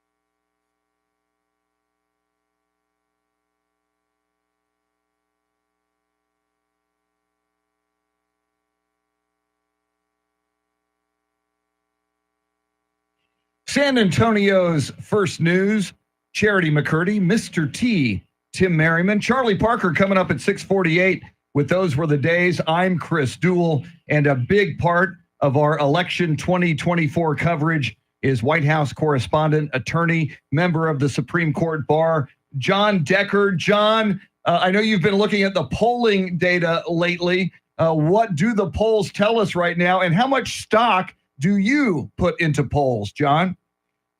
Well, good questions. I look at polls every day. I think a lot of people look at polls every day. If you're like me and you're consumed by this upcoming election, but polls don't tell the whole story. And you know this because we all know this. The pollsters got it wrong in 2016. You know, you look at all of the polls leading up to the 2016 presidential election, and many polls indicated that Hillary Clinton was going to win a state like Wisconsin, which she lost. And polls even got in the 2020 election the margin of victory wrong for Joe Biden in certain battleground states. And most recently, the 2022 midterms, you may recall there were so many Republicans saying it's going to be a red wave. And there was no red wave. So I look at polls, but I take them with a grain of salt. That being said, I do think it's going to be a very close upcoming presidential election, particularly in the swing states. And that's the reason why I do pay attention to the trends in polls over the course of a week's time. And John, you mentioned trends. Are there indications that polling may be underestimating one candidate over the other, especially in those key battleground states? To get an answer to your question, we need to know the results to know if they're underestimating or they're off. And that means that we won't know that answer to the question you just asked me until maybe this time next week as to whether or not the polls were accurate. And then what we do is we compare the final polls that were taken, not only nationally, but also in those key battleground states in Pennsylvania, Michigan, Wisconsin, North Carolina, Arizona, and then let's not forget Georgia and Nevada as well. Those states will determine who wins. And you look at any one of those polls. And the interesting thing is, even if you have one candidate, Harris or Trump, ahead, they're typically ahead by 1 or 2 points, which wouldn't you know it, it's within the polls margin of error. So it may not tell us all that much in terms of who's winning in that state. And John, just exactly, being someone who's never been polled by anybody on any political thing, how are they doing this? Are they calling people, or are they doing it online, or are they catching them as they're leaving early voting? How are they doing these polls? Well, the online polls are the most inaccurate. And so I throw those out. I don't pay attention to those. And those do come up on some of the sites that you may be going to, or one might be going to, in terms of looking at polls. I'm with you. I've never been polled. I've never been called up by a pollster, and I don't know if I would take part in that. And the other thing about polls is, to what extent are people that are agreeing to do a poll honest with those pollsters in terms of how they're going to vote, why they're going to vote, if they're going to vote. That's also one of those things. There are strangers on the other end, and you don't know who necessarily is on the other end. I mean, it certainly could be a presidential campaign calling up and pretending to be a pollster. Maybe you don't want to, convey to that person on the other line that you do not know how you intend to vote. So that's another factor that you have to consider. We saw that in 2016, Donald Trump underpolled and overperformed in actual results. We saw that as it relates to what happened in 2022 with the so-called red wave that didn't materialize. So pollsters, they have their work cut out for them in terms of proving once and for all that we can pay attention to them going forward after this election cycle. And as he mentioned, about a week from now, we'll know how accurate those polls were. He is White House correspondent John Decker, big part of our Election Central coverage, and will continue to be all the way up to that election 6 days from now and beyond. Coming up, Charlie Parker with Those Were the Days, WOAI News Time, 6:45. We're back. Woohoo!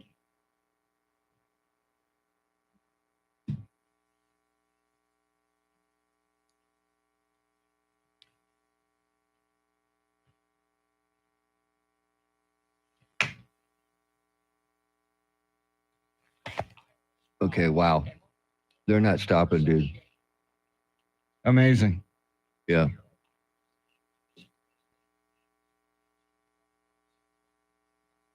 Trevin, how could Trump apologize for the comedian if he's never heard of him? He didn't book him. He's never heard of him. I think he said he didn't agree with those comments. But it was a love fest. At least he didn't call anybody garbage, Trevin. Yeah, no kidding. Just saying. Yeah, back to the Cowboys. I see some people commenting on that. Martin Guerrero, Mag 7189. It's an abusive relationship. And Cowboys fans, and I'm one of them, just keep coming back. Yes, we do. And what blows my mind, Jerry Jones, with the most valuable franchise on the face of this earth in the world of sports, keeps setting new records for sales and value of the. So we keep rewarding Jerry Jones for mediocrity, for mediocrity and this crap behavior as a general manager. And I just think it's time for me, and I wish other Cowboy fans would say enough is enough. We're walking, Jerry. We're sick of this. And I am going to walk November 18th when the Houston Texans defeat the Dallas Cowboys. And good morning, Martin, Mag, Trevin.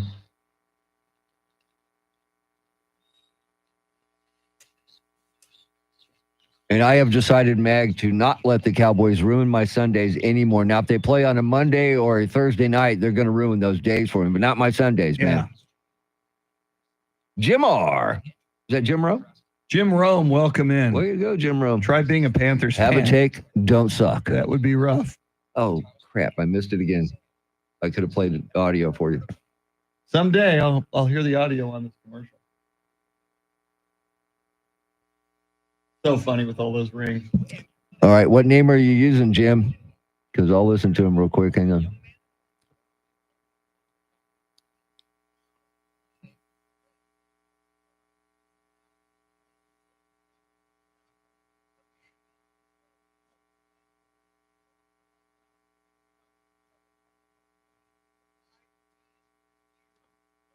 I've got like 2, 4, 6, 8, 10, 12, 14 right now.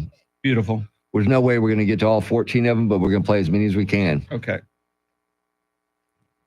That's a lot.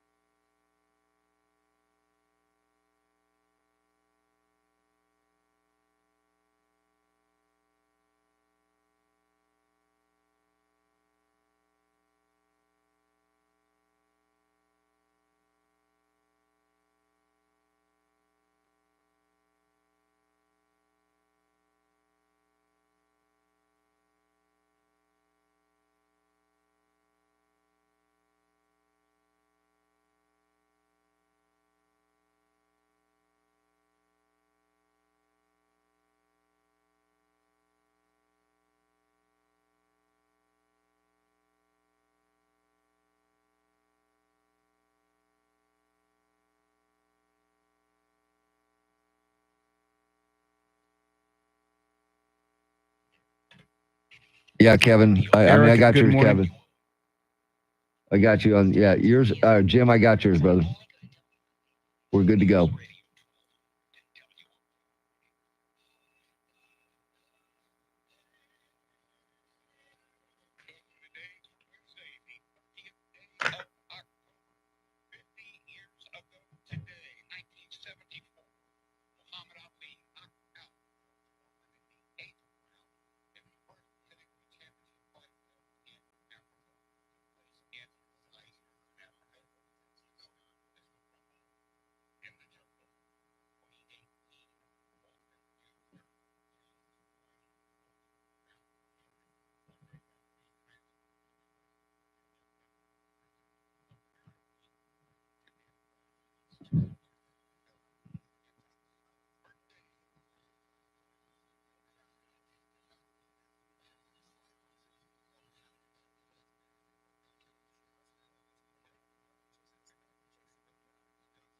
I believe Big Daddy Chris right now is going to be our winner, man. He's just too logical.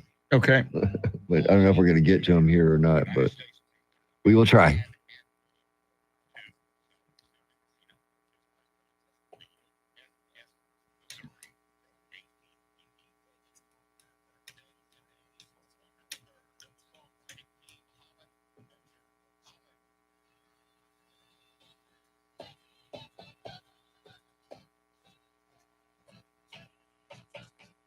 Take it over.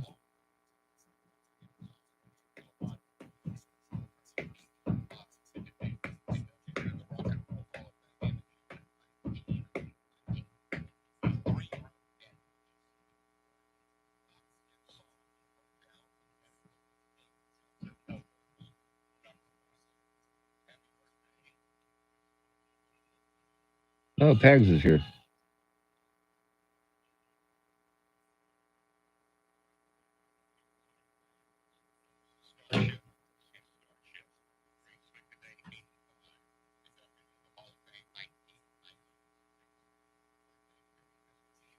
Here comes Charity, everybody.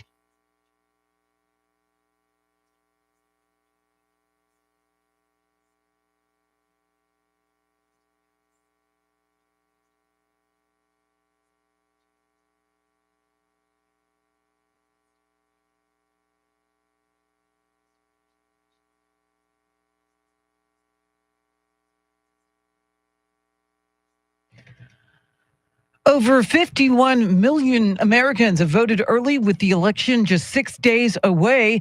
VP Kamala Harris addressed a crowd of what her campaign estimated to be around 75,000 people in Washington yesterday. And Donald Trump's running mate, J.D. Vance, will be sitting down for an interview on Joe Rogan's podcast in Austin. We'll have the latest right now, traffic and weather.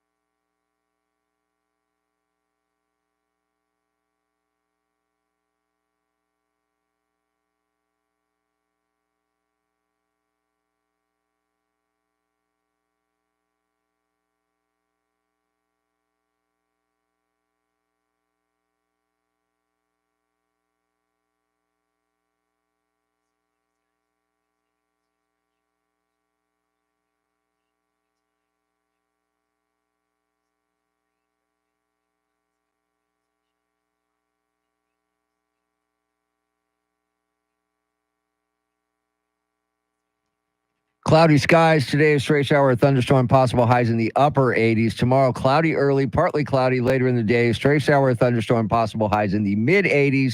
Then on Friday, cloudy, slight chance of a shower, highs in the low 80s. It is 72 degrees in Castroville, Texas, 74 in Von Ormy, and 73 right here in Stone Oak. WOAI News Time, 6:54.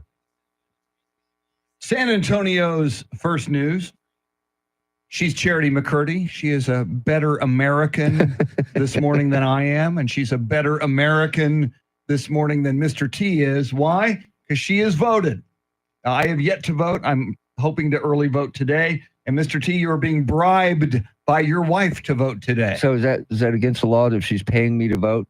I'm just wondering. I don't think it's against the law. Bribery is a big part of the American way. It's true in politics. As is voting. Yes, big time. So now, by tomorrow, perhaps we'll both be as good of an American as Charity is. Well, maybe. It all depends if you are handed popcorn in the voting line at your polling place. Man, I like it. Man, I want someplace where they give me popcorn, man. Justice of the Peace, Precinct 3, 281 South, just before Wurzbach Parkway.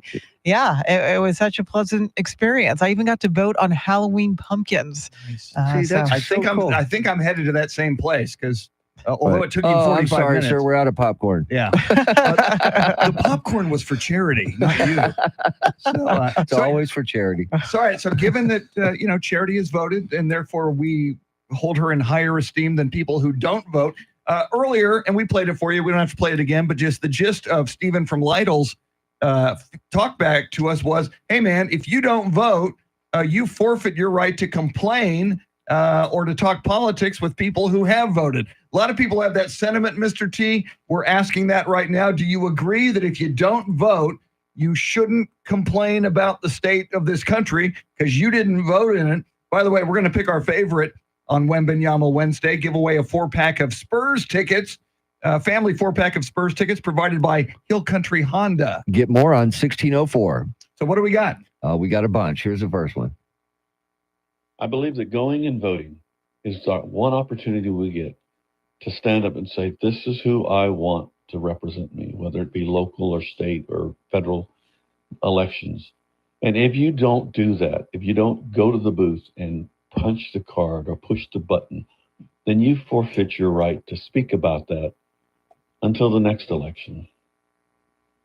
Anyway, that's kind of what I think. Okay. Hard to argue. I tend to lean that way. Mm-hmm.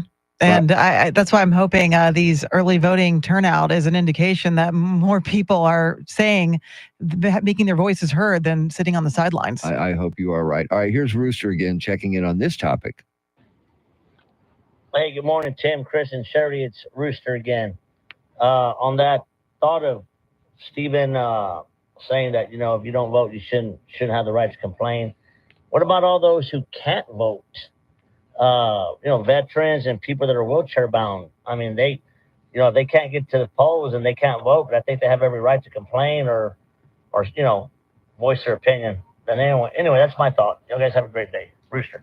Okay. Well, obviously, we hold those veterans in the highest of esteem, and I would hope that someone who has got a disability, and I would hope they could get a mail ballot or find a way to vote. Mm-hmm. Yeah, I hear you. And I hope people are helping everyone vote who would like to vote. All right, let's go out to South Texas and check in with Willie.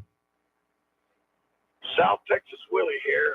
I agree with the gentleman. If you don't vote, you can't complain. And if you say that you can because it's freedom of speech, I'm doing the exact same thing. Freedom of speech says that you need to either participate or shut the hell up. South Texas out. South Texas Willie. South Texas Willie. That's a good one. All right. Stephen from Lytle is checking back in to talk about this. Yeah, he's the one that got this started. So here's Stephen. Hey, guys. Steve from Lytle again. Y'all all make great points about if you don't vote, do you still have the right to complain or say anything? You'll make great points. That's very true. And, of course, we're all loud, noisy, in your face, in your business Americans. Of course, we're not going to shut up. So, and Charity's right. You're not going to admit that you didn't vote because people are going to come down on you. But you'll make some great points. Have a good day. All right. Yeah. All right. Here's a very interesting one from our good friend Big Daddy Chris in New Braunfels. Good morning, First News San Antonio. This is Big Daddy Chris from New Braunfels. In the Army, I once had a sergeant major who caught us all complaining about something and said, it's the soldier's right to complain, but what are you doing to help make it right? So I kind of feel that about voting. It's everybody's right to complain, but you have an opportunity to try to make it right, and that's by doing your part in voting. And that's my piece. Have a good day. Interesting. Boom. Mm-hmm. That's drop the mic and walk. Yeah. Wow. Big Daddy Chris in New Braunfels. Excellent. All right. We got time for one more. Here's Cody. Cody out of Floresville here. I agree with Chris. I think if you don't vote, you shouldn't be able to cry about it. On another note, does anybody else get nervous doing these talkbacks? It's like my 6th time to record. Y'all have a great day. Is there an option to delete your talk back if it didn't go well, like it is on a traditional voicemail? That's a good question. Cody, that was a good one, man. That was really good. Yeah. I like that. I never thought about that. You get, because you are, when you do a talk back, it's coming on the air. We're putting them on the air. You're talking to thousands and thousands and thousands of people across South Texas and globally listening on the iHeartRadio app. There you go. I like it. Cody, nothing to be nervous about, man. You nailed it. All right. Keep them coming. Coming up at 7:10. Wait till you hear this. We will bring you audio from each of the candidates yesterday. Donald Trump in Pennsylvania, Kamala Harris at the Ellipse. Mike Opelka coming up in the next half hour as well. Right now, Charity with all the big stories you need to know about on this Wednesday morning, because WOAI news time is 7 o'clock.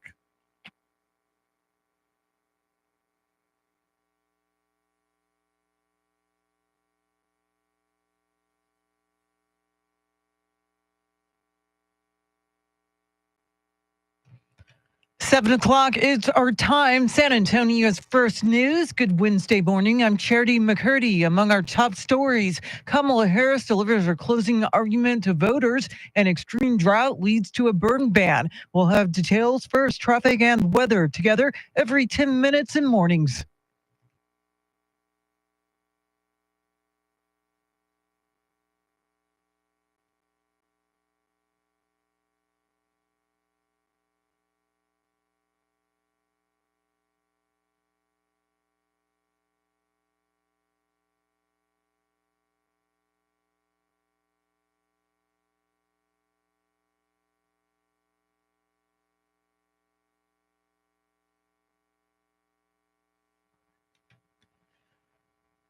Your weather forecast for this Wednesday: stray shower or storm possible, a high near 90. Tonight's low 73. Right now 75 degrees.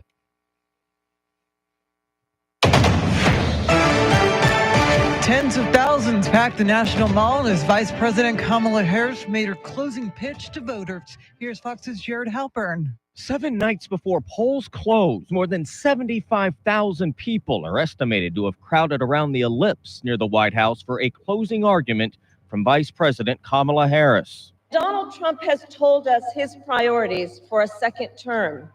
He has an enemies list.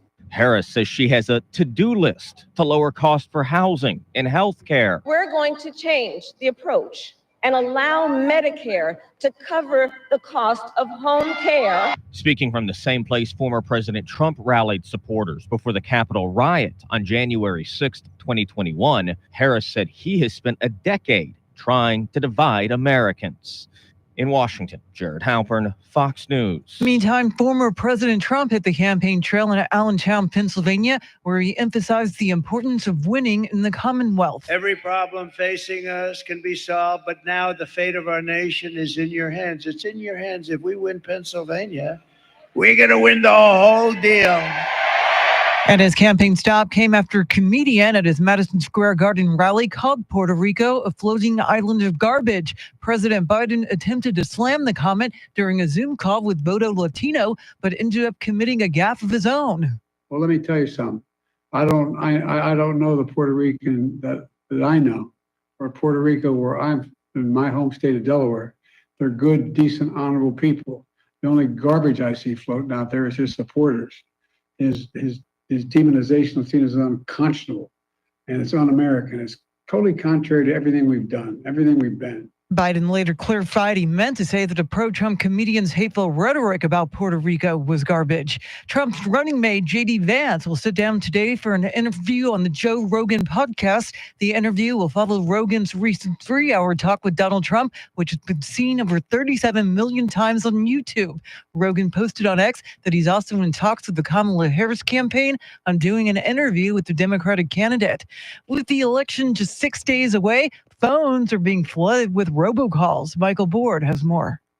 Even people who put their number on the do not call list say they're getting campaign calls and text messages. Teresa Murray with the Public Interest Research Group says that's because political messaging is exempt from those rules. Any kind of auto-dialed text to cell phones, they all require consent in advance. She says you probably agreed to the robocalls and the fine print of something you signed. The good news, simply replying with the word stop should be enough to end the text messages. The phone calls, though, she says, are harder to rein in.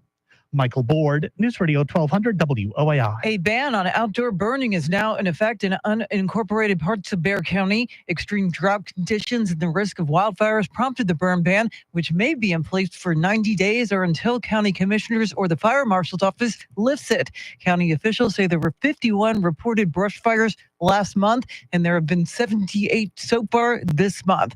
Plans for a Texas border wall just got a boost. The General Land Office has bought a huge ranch in the Rio Grande Valley. The property is 1,400 acres right on the river in one of the heaviest traffic areas. Land Commissioner Don Buckingham says the previous owner opposed the law and would not let law enforcement on the property. She says the first sections of fencing will go up in December. The New York Yankees avoided a World Series sweep by downing the LA Dodgers in Game 4. Here's Fox's Bob Mortale. After scoring just 7 times in the first 3 series games, the Yankees reached double digits with an 11-4 triumph over the Dodgers. Anthony Volpe gave New York the lead with a third-inning grand slam. Volpe became the youngest Yankee with a series slam since Mickey Mantle in 1953. Austin Wells connected with a 6th-inning solo shot. Gleyber Torres belted a 3-run blast in the 8th. Dodger slugger Freddie Freeman set an MLB record with home runs in 6 consecutive World Series games. Freeman also set a Dodgers franchise mark with 10 RBIs in one fall classic. Game 5 is tonight in New York. LA leads 3-1. Bob Mortale, Fox News. It is 7:06. Tonight, the Spurs face the Thunder on the road. The voice of the Spurs, Bill Schoening, has details in today's Spurs Insider, brought to you by Methodist Healthcare.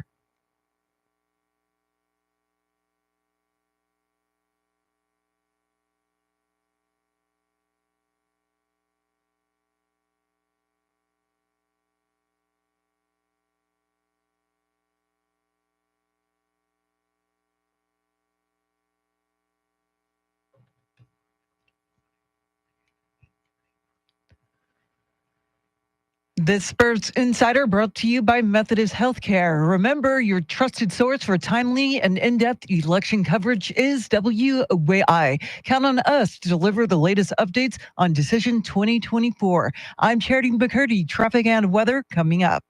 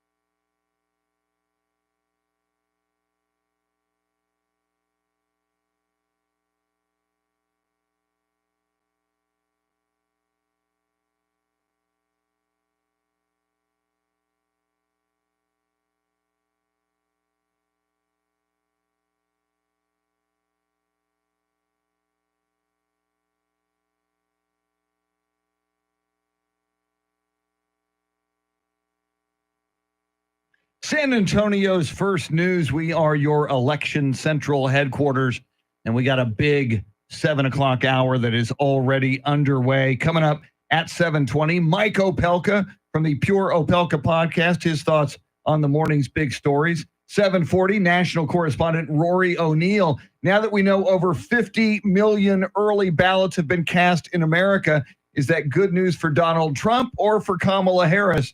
He will investigate that. We're still taking your talkbacks, and we're going to give away Spurs tickets to somebody on the question, if you don't vote, do you forfeit your right to complain about the state of this country? And coming right up in a segment we call Wait Till You Hear This, we'll listen to Donald Trump, a rally in Allentown, Pennsylvania yesterday, and Kamala Harris speaking at the Ellipse in Washington, D.C. First, your traffic and weather together.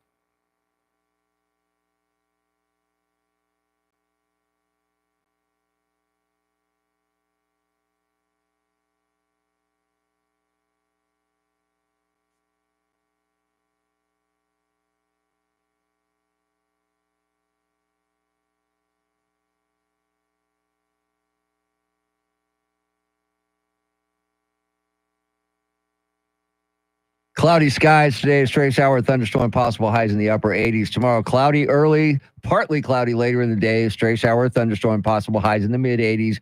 Friday, clouds, slight chance of a shower, highs in the low 80s. 75 degrees in Leon Valley, 75 at the Snake Farm, 73 right here in Stone Oak. WOEI News Time, 7:11.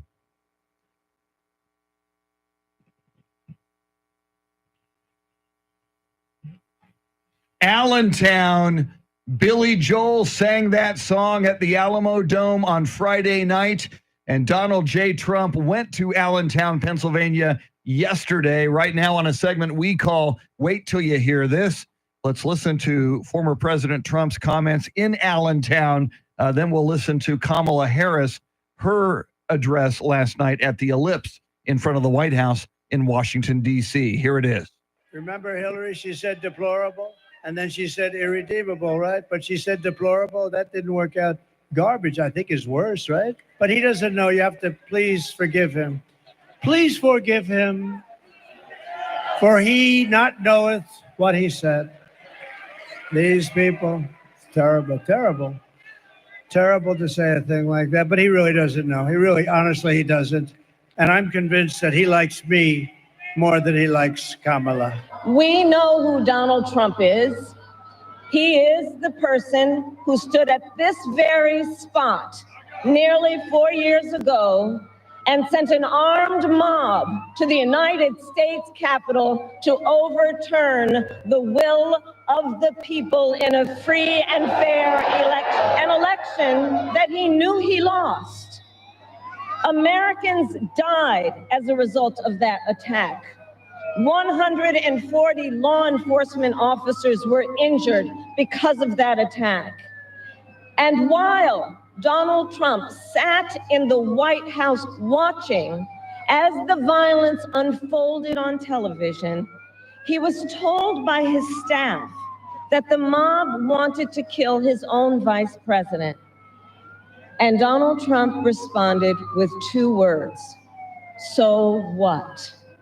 Kamala Harris speaking at the Ellipse, obviously outdoors in Washington, D.C. You could hear those sirens in the background. Before that, Donald Trump at a rally in Allentown, Pennsylvania. And charity to that Allentown rally for former President Trump, he was citing, and you mentioned it earlier this morning, the comment Joe Biden made calling Trump supporters garbage. Not a good look, not a good comment 6 days out by Joe Biden. Yeah, he is not doing Kamala Harris any favors as he attempts to campaign for her. This was during a Zoom call with Voto Latino. And he tried to, walk back that statement, clarifying that he meant to say that the pro-Trump comedian's hateful rhetoric at the Madison Square Garden rally about Puerto Rico was garbage. But man, I mean, that's what the headline is this morning. You would think there'd be more focus on Harris's big closing argument speech, but it seems like President Biden's gaffe is getting a lot more attention because you're talking about, 75 million votes that Trump received in the 2020 election. So that's, the sitting president essentially calling nearly half of the country's voters garbage. Yeah, that is not cool. It was a bad choice of words, and I get what he was trying to do, but bad choice of words. And Donald Trump reacted to it the way you expect Donald Trump to react to it, and he just got right to the point. Yeah, and in the same way that the headline is the garbage comment this morning should have been Kamala at the Ellipse. Same thing when Trump did the Madison Square Garden rally on Sunday night. his closing argument should have been the story. Instead, it was the comedian with the Puerto Rican comments. Man, if you're either one of these campaigns, you got to watch what a controversial comment can do to hijack the news cycle when you want to take it somewhere else. Coming up, Mike Opelka from the Pure Opelka podcast, his thoughts on the morning's big stories. Coming right up, WOAI News Time, 7:15.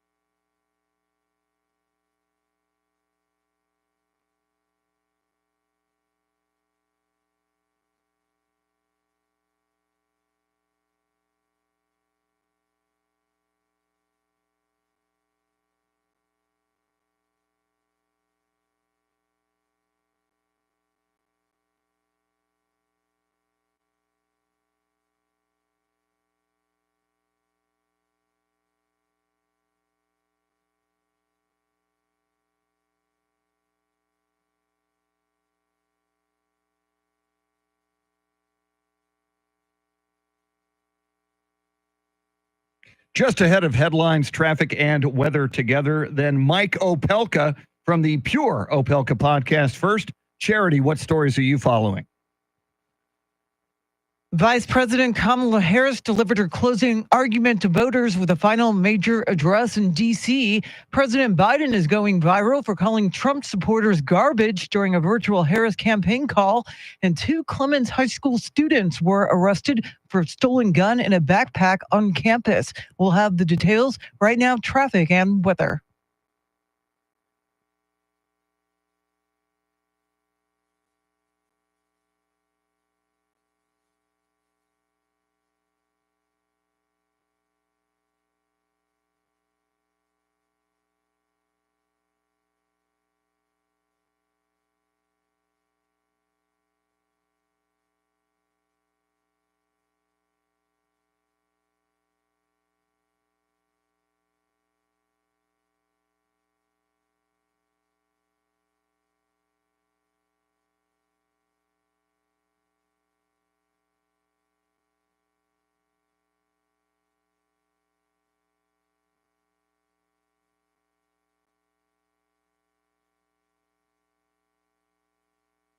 Mostly cloudy today. Stray shower, thunderstorm, possible highs in the upper 80s. It's 73 degrees. WOEI News Time, 721.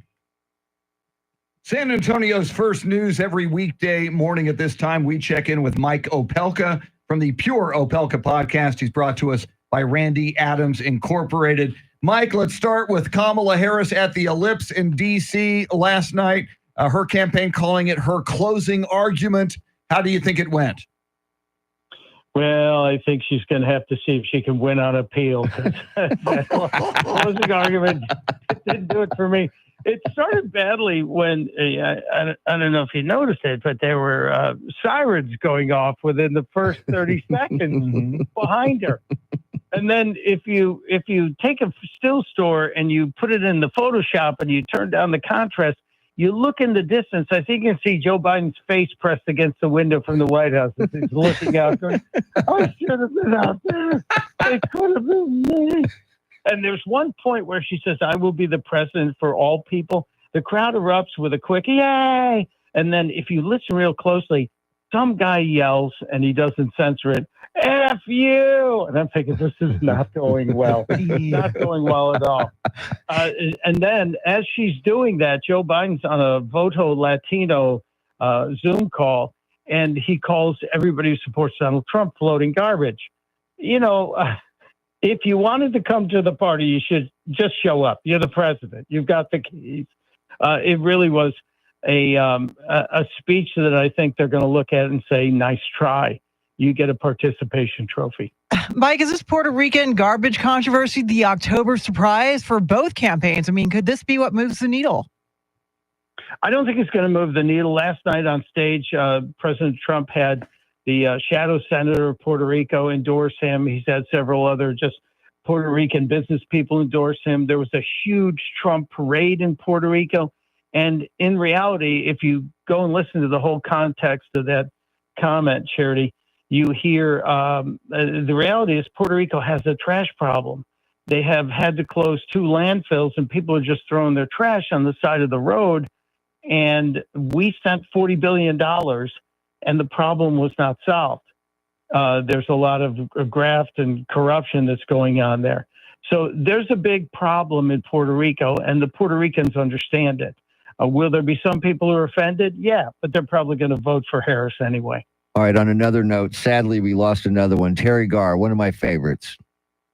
I think every guy our age loved Terry Garr. Amen. She was gorgeous. She was talented for everything she did. She was just, I don't know why she wasn't a bigger star, but as one director who worked with her said, she was always shining. Rest in peace, Terry Garr. Amen to that. You can always get more Mike Opelka on his Pure Opelka podcast. Get it wherever you get your podcast. We recommend the free iHeartRadio app. Another episode will drop today, so you don't want to miss it. Mike is brought to us by Randy Adams Incorporated. As we roll forward, our Decision 2024 coverage rolls on. Full team coverage. National correspondent Rory O'Neal. We talked about this earlier. More than 50 million ballots have been cast in America in this election. That number was eclipsed yesterday. Is it good news for Harris or is it good news for Trump? Rory O'Neal will go behind the numbers at 7:40. More of your talkbacks at 7:50. If you don't vote, do you forfeit the right to complain about the way this country is being run? We'll hear more of your talkbacks. We're going to pick one and give away a family 4-pack of tickets to a Spurs game on this Wembenyama Wednesday. Those tickets brought to you by Hill Country Honda. Get more on 1604. Charity with all the big stories at the bottom of the hour. WOAI News Time, 7:25. We're back. Woo! Woohoo! I am sitting on so many damn talkbacks, and they just keep coming in. Wow. Yeah. Good morning, everybody on YouTube. In front of me on the chat, I see Tim from the Philippines, Tommy Miller, Travis, Trevin, Tracy Bogert, Johnny Chingus, Mag7189, Jim and Things. Welcome in. Brad Simpson, welcome into the chat. Good to see you. What? 29 of you watching right now. Brad Simpson. Brad Simpson. He's a new guy. I hadn't seen him in here. Trevin.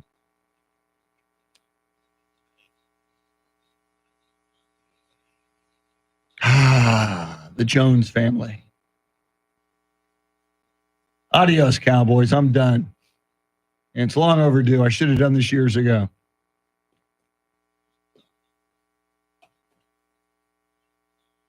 See you later, Travis. Have a good day, brother. Later, Travis. Adios, amigo.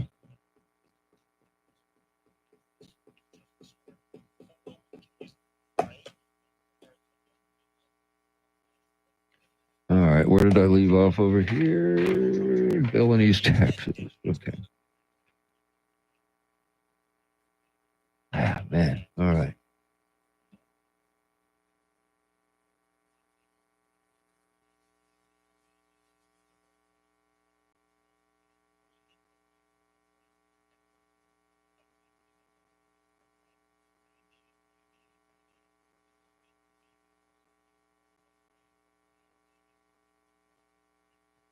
Chile.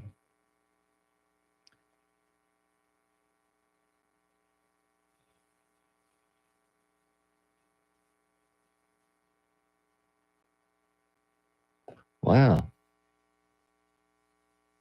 Chilton Strahan, first time voting. Chile. Wow. Yeah. Just curious, does that mean he's like really young or she's really young? Good question.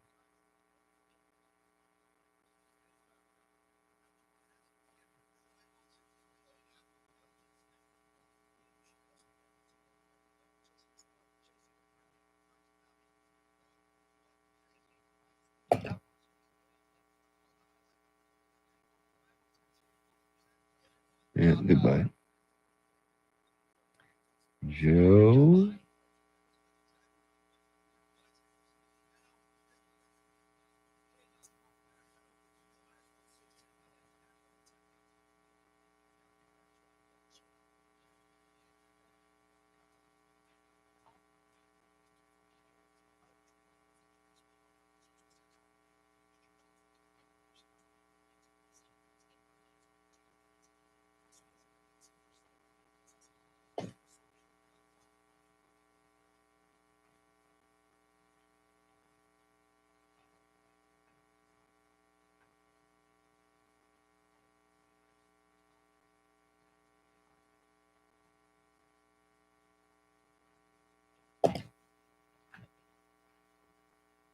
God.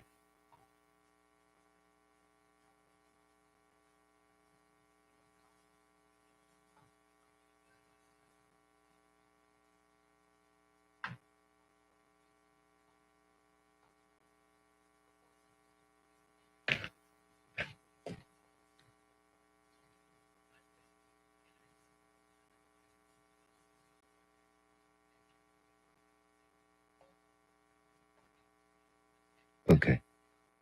All right. Gee, yeah, man. It's a lot. Beautiful. It's a lot. It's a good problem to have. Yeah, it is. We're definitely not going to have a shortage of contestants today.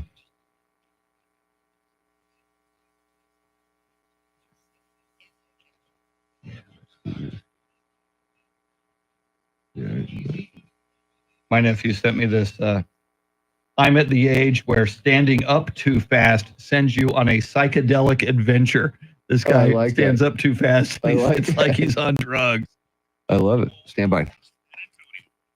Oh, no, it's Charity's time. Here she is. 7:30 is our time. San Antonio's first news. Good Wednesday morning. I'm Charity McCurdy. Among our top stories, President Biden calls Trump supporters garbage and a gun scare at a San Antonio area high school. We'll have details, first traffic and weather together every 10 minutes in mornings.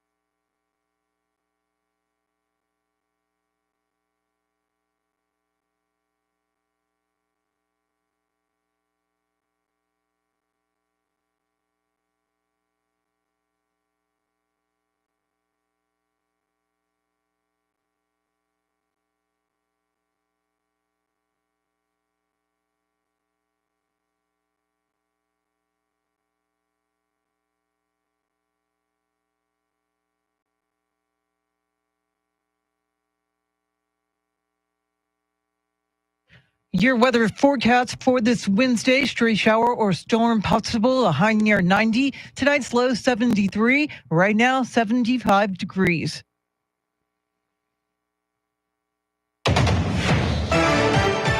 Former President Trump is still dealing with some backlash after a comedian at his rally Sunday called Puerto Rico a floating island of garbage. Trump distanced himself from the comic in an interview with Fox News. I have no idea who he is. Somebody said there was a comedian that joked about Puerto Rico or something, and I have no idea who he was. Never saw him, never heard of him, and don't want to hear of him. But I have no idea. They put a comedian in, which everybody does. You throw comedians in. You don't vet them and go crazy. It's nobody's fault. But somebody said some bad things. Now, what they've done is taken somebody that has nothing to do with the party, has nothing to do with us, said something, and they try and make a big deal. But I don't know who it is. I don't even know who put him in. And I can't imagine it's a big deal. I've done more for Puerto Rico than any president, I think, that's ever been president. Meantime, President Biden called Trump supporters garbage during a Harris campaign Zoom call, but later clarified he had meant to say that pro-Trump comedians' hateful rhetoric about Puerto Rico was garbage.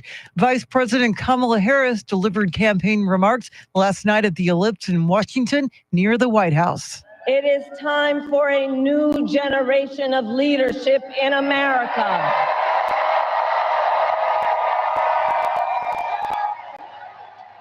And I am ready to offer that leadership as the next President of the United States of America. And the remarks came from the same place Trump spoke on January 6th of 2021 ahead of the Capitol riot. The latest campaign finance reports show Republican candidates in tight Texas House races are outraising their Democratic opponents by wide margins. The flood of donated cash is helping GOP House nominees run more TV and online ads and is funding direct mail, canvassing, and polling ahead of next week's elections. Republicans in a dozen competitive districts pulled in $11 million over the past month, compared to less than $3.5 million collectively raised by the Democratic candidates. GOP vice presidential candidate and Ohio Senator J.D. Vance will sit down today for an interview on the Joe Rogan podcast. Tammy Trujillo has more. The interview will follow Rogan's recent 3-hour talk with Vance's running mate, former President Trump, which has been seen over 37 million times on YouTube. Rogan posted on X that he's also in talks with the Kamala Harris campaign on doing an interview with the Democratic candidate. Rogan said his sincere wish was to just have a nice conversation and get to know her as a human being, adding that he really hopes they can make it happen. I'm Tammy Trujillo. Well, 2 Clemens High School students are in custody after Schertz police found a gun inside a backpack on campus. Officers responded after 6 p.m. yesterday to a tip about a gun inside a student's car at the school. Police and school administrators found the 2 students on campus. Investigators say one of the students had a stolen handgun inside his backpack. One student's charged with weapon in a prohibited place and theft of a firearm. Both of them are charged with terroristic threat. We've got more people moving to Texas crisis. And that means we need to keep moving more cargo, and we're getting some federal money to carry out the mission. Ellen Skaya has more. The Federal Railroad Administration says Texas will get almost $44 million from the bipartisan infrastructure law to make railroad improvements in 5 parts of the state. $17 million goes to rebuild and improve safety of the Dallas, Garland, and Northeastern Railroad. The feds say the work will reduce the risk of derailment and increase speed on the line. Another $13 million will pay for upgraded lines and crossings along 28 miles of Texas and Eastern Railroad between Palestine and Rusk. Smaller projects in South Texas, east of San Antonio, and in Brownwood, 50 miles southeast of Abilene, are getting between $3 and $5 million. Well, 2 Yankees fans with front row seats were ejected from Game 4 of the World Series last night for prying a foul ball out of Mookie Betts' glove. The 2 men were tossed out after interfering with the Dodgers outfielder while he was making a play on a foul ball down the right field line. The batter was called out, and the Yankees went on to win 11-4. Game 5 is tonight in New York. The Dodgers lead the series 3-1. And it's almost time to change your clocks. Beth Myers reports. The time change is this weekend, and as far as sleep, this is the good one where clocks move backwards. So honestly, the fall one is the easy one. It's like you're basically gaining an hour. Dr. Vincent Myslevich at UT Health San Antonio says any time change messes with your body's circadian rhythm, but since we're getting more sleep, it'll be easier for the body to adjust. Also, because it will be lighter earlier in the morning, that will make it easier for kids to wake up for school. I'm Beth Myers, News Radio 1200 WOAI. Americans are expected to spend $11.6 billion on Halloween. That's according to a National Retail Federation survey that includes mostly costumes, decorations, and candy, with a sprinkle of money spent on greeting cards. That's a slight decline from last year's record of $12.2 billion. It is 7:37. Traffic and weather together in a minute, but first, a check of your money and the world of business. Courtney Donahoe is live at the Bloomberg News Desk.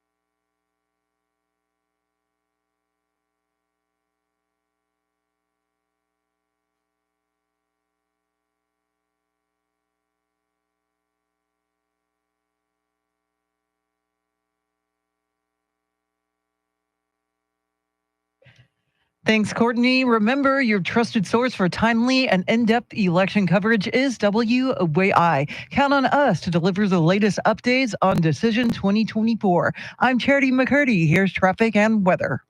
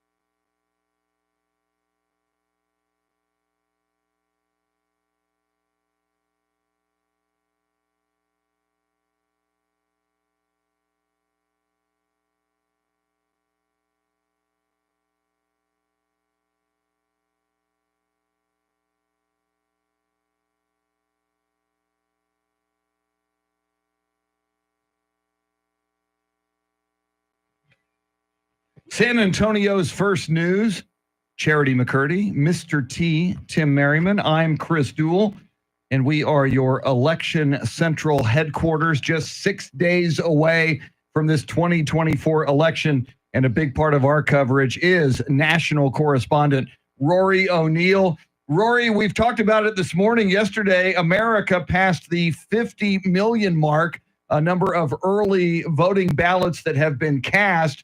The big question, is this good news for the Harris campaign or the Trump campaign? What do you think? Well, let me make both arguments for you. This is encouraging for the Trump campaign because normally Republicans don't come out in the early voting timeframe. Republicans are known for showing up on the Tuesday of Election Day, but this time around, in many states, they're actually outperforming Democrats. So it's a new twist among the Republican voters, but we'll see if this means they're new voters or just traditional voters who are deciding to take advantage of early voting. On the flip side, good news for the Harris campaign is that the majority of these early voters are women. We know that this campaign could have the biggest gender gap in American presidential election history. We're seeing these numbers now show 53% of early voters are women. That could be a decided edge for the Harris campaign in this. So good news, bad news for both sides, depending how you want to look at these numbers. And Rory, between the two campaigns, is there one pushing the message of vote early more than the other? Well, the Democrats have been doing a big get out the vote message and trying to take advantage of this early voting for a long time. Programs like Souls to the Polls that get people voting on Sundays after their church services well ahead of the Tuesday election. But we've even heard conflicting messages from Republicans. They're saying, yes, let's do the get out the vote now. Elon Musk is putting up a lot of money to encourage people to vote early. But Donald Trump maintains he wants to get rid of all this early voting stuff, get down to 1 day of elections, make it a holiday so that everyone can participate. That's his ultimate goal. But essentially, the GOP says, well, look, if these are the rules now, then let's play by them. Now, Rory, I know there's a professor out of University of Florida said that there were 101 million early ballots cast in 2020. Do you think that we'll get to that number? Yeah, we'll see. I mean, what are we, 52 million now? It'll be a big rush at the end. We know the post office has already said your mail-in ballot should already be in the mail to make the deadlines. But by the way, have you seen the Florida election video from the past 24 hours? The box of ballots found just in the middle of the street in Miami? No. So, let's, a whole box, a crate of ballots, a tote, a plastic tote filled with completed ballots found in the middle of a Miami street yesterday. So, and Rory, you're a Florida guy. I mean, when I think of elections in Florida, I think of hanging chads, back in 2000. Why does it always seem that there are anomalies in Florida? I'm just going to say, the pregnant Chad, I didn't do it. That's all I'm saying. It wasn't me. So, Rory, now that I voted early yesterday, will I stop getting the text and the emails? Presumably, campaigns are keeping tabs on who's voted so far so they can focus their message on those who haven't. Right. That's one of the best secrets about early voting is that the earlier you vote, the faster you're taking off the robocalls and the spam texts. Even the mailers will stop showing up in the mailbox when they know that you've already voted. For the most part, the good, smart, well-funded campaigns, they're going to take you off the list. So that's a big upside to early voting. Our thanks to national correspondent Rory O'Neal, who continues to be a big part of our comprehensive full team coverage of the election 2024. And Charity, he gave us some information there that was interesting. 53% of early voters so far are women. Wow. It is going to be interesting to see if women outpace men on election day as well. And if that's the case, that's good news for the Kamala Harris campaign. And what issue is driving women to the polls? Is it the abortion issue, which the Kamala Harris campaign has been really putting front and center? You have to wonder what is motivating these female voters to the polls. Coming up, we're hearing from the people. We're hearing from you. If you don't vote, do you forfeit your right to complain about the direction this country is going in? Somebody today is going to win a family 4-pack of tickets to a Spurs game because today is Wembanyama Wednesday, and these tickets are courtesy of Hill Country Honda. Get more on 1604. Coming right at you, WOAI News Time 745.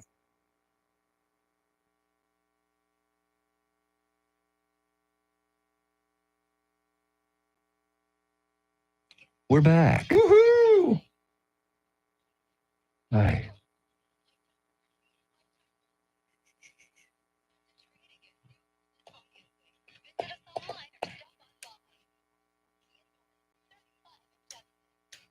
Connie Chambers, good morning. Good morning, Connie. See Connie in here. Johnny Chingus. Tim from the Philippines. Trevin. Tracy Bogart. Welcome in.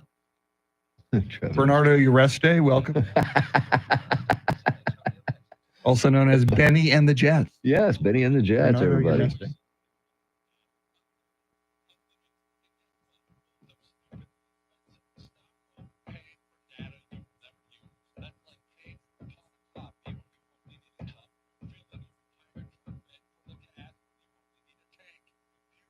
Yeah. Jesus, please, no more. Thank you. All right. I think I got it weeded down here. So we're going to hit as many as we can, all right? Okay.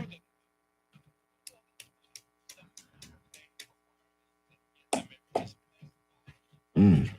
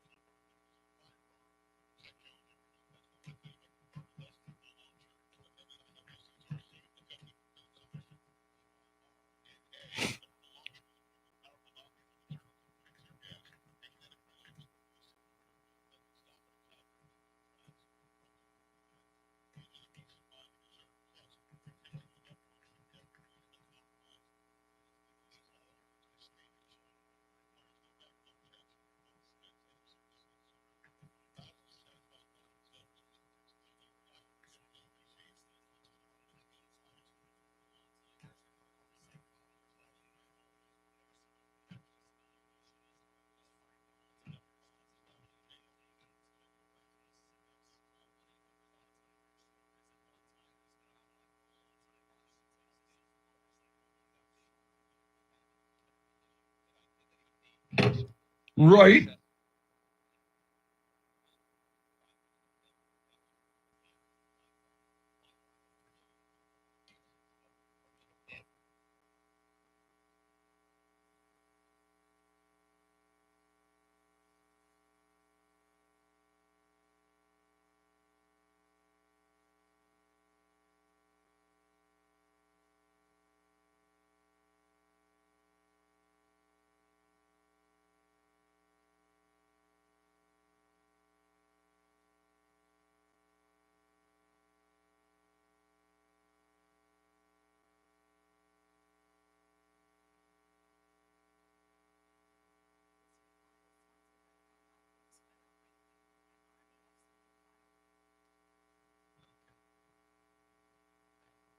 And we're back.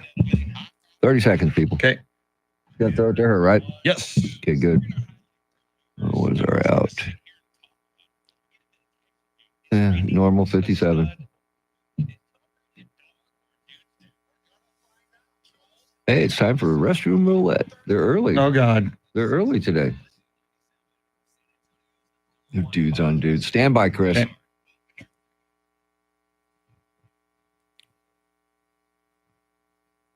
Coming up, your talkbacks. If somebody doesn't vote, do they need to just shut up about the direction of this country? We're going to hear from you coming up. But first, let's hear from Charity McCurdy. Charity, what stories are you following? Kamala Harris delivered a major speech in D.C. that drew 75,000 spectators. Joe Rogan will interview Trump's running mate J.D. Vance in Austin today. And the Texas General Land Office has purchased a Starr County ranch so the state can build more sections of border wall. We'll have the latest right now, traffic and weather.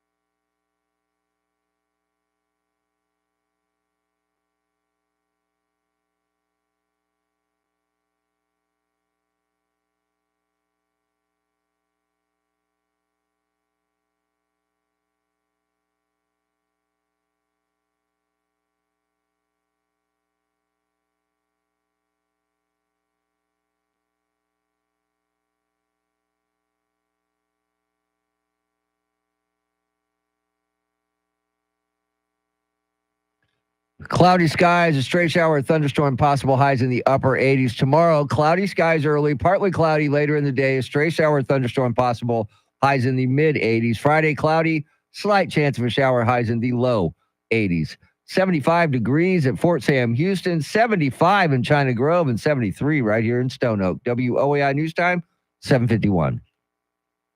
San Antonio's first news, that is Mr. T. Tim Merriman. She's Charity McCurdy. I'm Chris Duell. Coming up at 8:10, our comprehensive team coverage of this 2024 election will roll on with national correspondent Aaron Real from the campaign trail. But we're asking you this morning, and oh, by the way, we're going to pick our favorite talkback and give away a family 4-pack of tickets to a Spurs game on this Wembenyama Wednesday, brought to you by Hill Country Honda. Get more on 1604. So we did a talkback very early in the show. It was our good friend Stephen from Lytle, and he made the comment that if you don't vote, you forfeit your right to complain about the way things are in this country, to have a political discussion. And Mr. T, it got us to thinking, does everybody agree with that statement? Well, let's go to the people. Hey guys and gal, it's Kevin from San Antonio, and I got some awesome advice for this one, so listen up and listen carefully. We are not a democracy. We are not a democratic republic. We are a constitutional republic, and that is different than any other country on the face of this planet. Our citizens can vote and shape this government in ways that no other citizen on any other country can do. So, if you don't get out and vote, well, you don't got a leg to stand on in your arguments. Now, with that being said, Trump 2024, and let's get out to vote, baby. Have a good day. There you go. I like his passion. I like his reasoning. Good job, Kevin. All right, let's go out to Lavernia. It's Nate from Lavernia. So I'm looking at the Constitution, and I can't see anywhere where it says you only have the right to freedom of speech if you vote. I don't know. Maybe I'm just missing it. Let me know if you find it, please. Okay. Nate, was it the 53rd Amendment? If you don't vote, shut the hell up. I think I'll have to go look again. I'll Google it. All right, here's another one. Hey, good morning, WOAI. Big Tex headed to Austin. I'm with George Carlin. Don't vote, but complain, because you didn't vote for either one of the sides that are making this world a mess. Those that did vote don't get an opportunity to complain, because they're who put those people in place. Okay. Okay. Anybody who cites George Carlin is a friend of mine. Definitely. The late, great George Carlin. I was a big fan, still am. All right, here's Reagan. Happy Wednesday. It's Reagan from Spring Branch. I totally agree with, if you don't vote, you don't get to complain. It's your right to go and vote and try to make a difference. And Cody, not that I get nervous on these things, but I do listen and re-record if I don't like the way it sounds the first time. So I'm with you on that one. Have a good one. Cool, Reagan. So I didn't realize that, Charity, but if somebody doesn't like how their talkback goes, you have the option to re-record it so you can try it again. Okay. You like the way it sounds, and send it, and we'll play it on the air. I mean, there's a lot of pressure to get it all summed up in 30 seconds, you know? So I'm glad that they give our listeners that option. I'd probably utilize it as well. Amen. Amen. All right, here's Jerry again. Morning, crew. Jerry and Blanco again. I didn't answer the question of, can you complain? Sure, you can complain, but dang it, I don't want to listen to it. I'm not going to listen to it. As far as Cody's concerned, yes, every time. Nervous as heck. Have a good one. Don't sound nervous, though. No, I mean, no. the delivery is amazing. Yeah, Very great well. job. All right, let's head out to East Texas. Morning, y'all. Bill from East Texas. If you don't vote, you can still complain, but your validity in the eyes of those who do is gone down. It's everybody's right under the First Amendment to complain. But if you don't vote, you're not helping the system. Y'all have a good day. I like that one. Well put. I like Bill that in one. East Texas. Yeah, Agree, I like that agree, one a lot. agree. All right, here is Chile. Good morning, 1200. This is Chili. This is my first time doing a talkback feature. Like Cody, I am also nervous doing the talkback feature, and I'm 30 years old, and it's my first time voting ever. And I'm also nervous for that as well. I don't know if I'm making the right decision on who I'm voting for, but I'm going to do it, and I'm going to trust my gut, and we'll see what happens on election day. So y'all have a great morning. Wow. First Right time on, Chili. voting. That 30 is years awesome. old. Wow. Yeah. But hey, man, better late than never. Exactly. And way to go. We applaud your standing up and voting. It's what the three of us believe it's your civic duty, and the three of us believe it's the right thing to do as an American. But Charity, since me and Chris haven't voted yet, can we still complain? Yes, because your intentions are in the right place. Okay, So, we haven't voted yet. See, Yeah, I don't think we can complain until we vote. You voted yesterday. Charity can complain. I don't think we should complain yet. All right, let's go out to Kyle, Texas, real quick. Good morning. It is Colin from Kyle, Texas. Just wanted to weigh in regarding complaining about voting or not voting. I'm going to take the George Carlin comedian approach. To paraphrase him, if I decide to stay in and not even leave the house on election day, I have every right to complain about what you people got me into. Second George Carlin reference in the same segment. Yes. I like it. Kyle, Colin in Kyle. Yes. I like Kyle too, but Colin in Kyle. Yeah, Kyle well and played, Colin. sir. Well played. More of those coming up in the 8 o'clock hour. National correspondent Aaron Real talking about Donald Trump's company and the stock, how his stock is being affected by this race. Charity, with everything you need to know, coming at you at the top of the hour. WOAI News Time 7:57.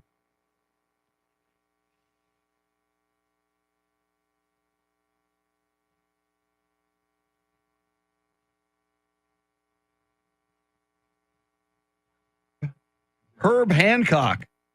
I know people call you Herbie.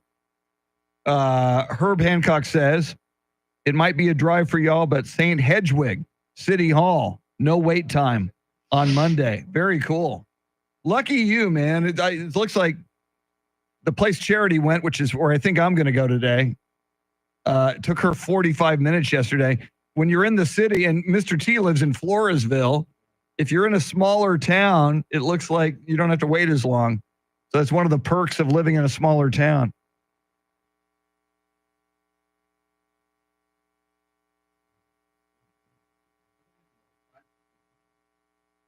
You hit it.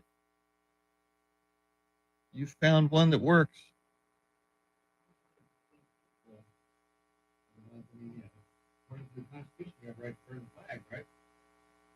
Ew.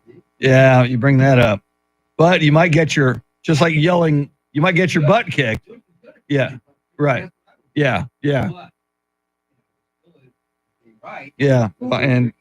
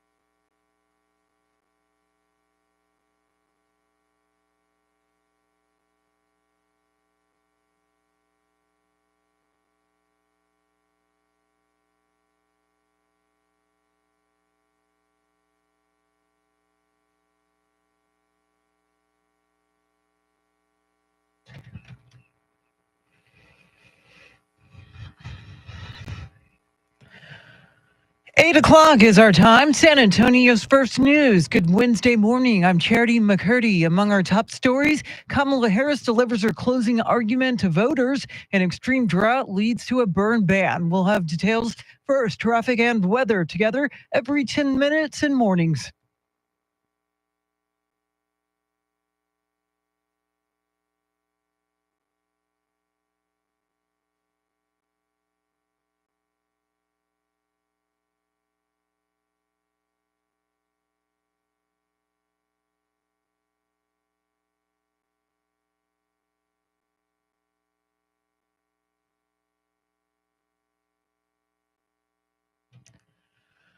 Your weather forecast for this Wednesday: stray shower or storm possible, a high near 90. Tonight's low 73. Get a move on. It is 75 degrees.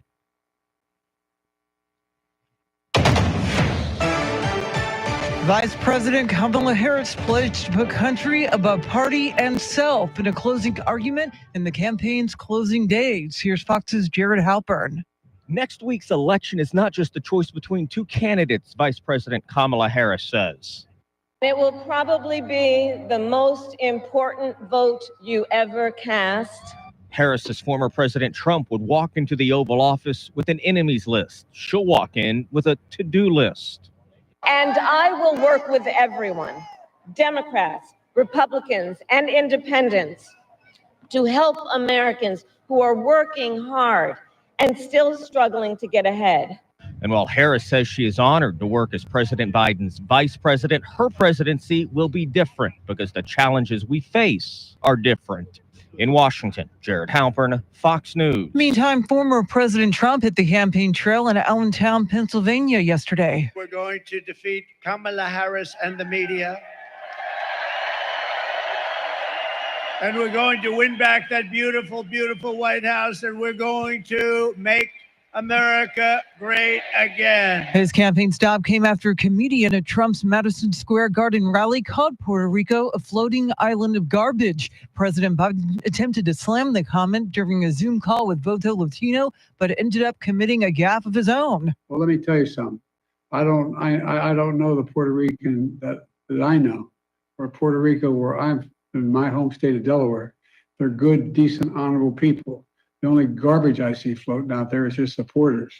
His demonization is seen as unconscionable, and it's un-American. It's totally contrary to everything we've done, everything we've been. Biden later clarified he meant to say that a pro-Trump comedian's hateful rhetoric about Puerto Rico was garbage. Trump's running mate, J.D. Vance, will be in Austin today to be a guest on the popular Joe Rogan Experience podcast. Rogan says his show is talking with Harris about making an appearance on the podcast, but her campaign wants to limit it to an hour. With the election just 6 days away, phones are being flooded with robocalls. Michael Board has a story. Even people who put their number on the do not call list say they're getting campaign calls and text messages. Teresa Murray with the Public Interest Research Group says that's because political messaging is exempt from those rules. Any kind of auto dialed text to cell phones, they all require consent in advance. She says you probably agreed to the robocalls and the fine print of something you signed. The good news, simply replying with the word stop should be enough to end the text messages. The phone calls, though, she says, are harder to rein in. Michael Board, News Radio 1200 WOAI. A ban on outdoor burning is now in effect in unincorporated parts of Bexar County. Extreme drought conditions and the risk of wildfires prompted the burn ban, which may be in place for 90 days or until county commissioners or the fire marshal's office lifts it. County officials say there were 51 reported brush fires last month, and there have been 78 so far this month. Plans for a Texas border wall just got a boost. The General Land Office has bought a huge ranch in the Rio Grande Valley. The property is 1,400 acres right on the river in one of the heaviest traffic areas. Land Commissioner Don Buckingham says the previous owner opposed the wall and would not let law enforcement on the property. She says the first sections of fencing will go up in December. A Manor high school student is dead after being stabbed on campus by another student. The campus northeast of Austin was initially placed on lockdown yesterday, but administrators later canceled classes through Friday. 18-year-old Darren Loving was stabbed in the chest and died from his injuries. Another 18-year-old was detained, charged charged with murder and booked into the Travis County Jail. While the Yankees are still alive, they avoided being swept for the fourth time in the World Series after topping the LA Dodgers 11-4 in Game 4 at Yankee Stadium. The Dodgers will take their second crack at winning it all when they visit New York for Game 5 tonight. It is 8:06. Remember, your trusted source for timely and in-depth election coverage is WOAI. Count on us to deliver the latest updates on Decision 2024. I'm Charity McCurdy. Traffic and weather coming up.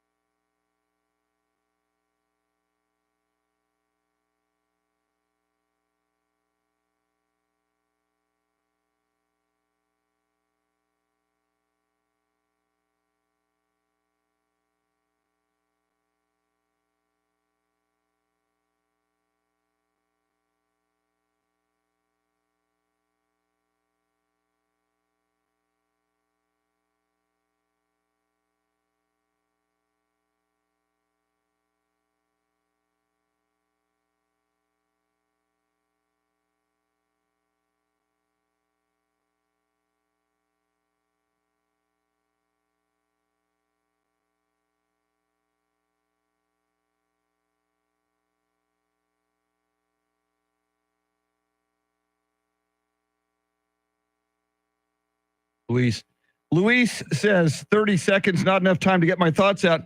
Luis, you can do multiple, man. You can do one. You can say, all right, here's part 2.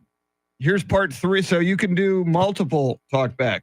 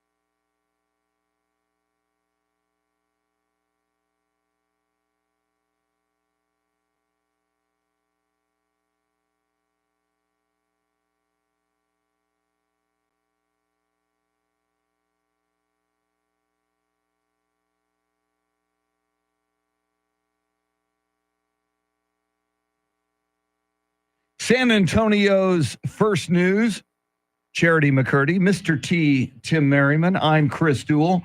Coming up at 8:20, more of your talkbacks for a shot at a family 4-pack of Spurs tickets as we're asking you, if you don't vote, do you forfeit your right to complain about the direction of this country? We're getting a lot of very, very interesting and lively reaction from you. We'll play more coming up.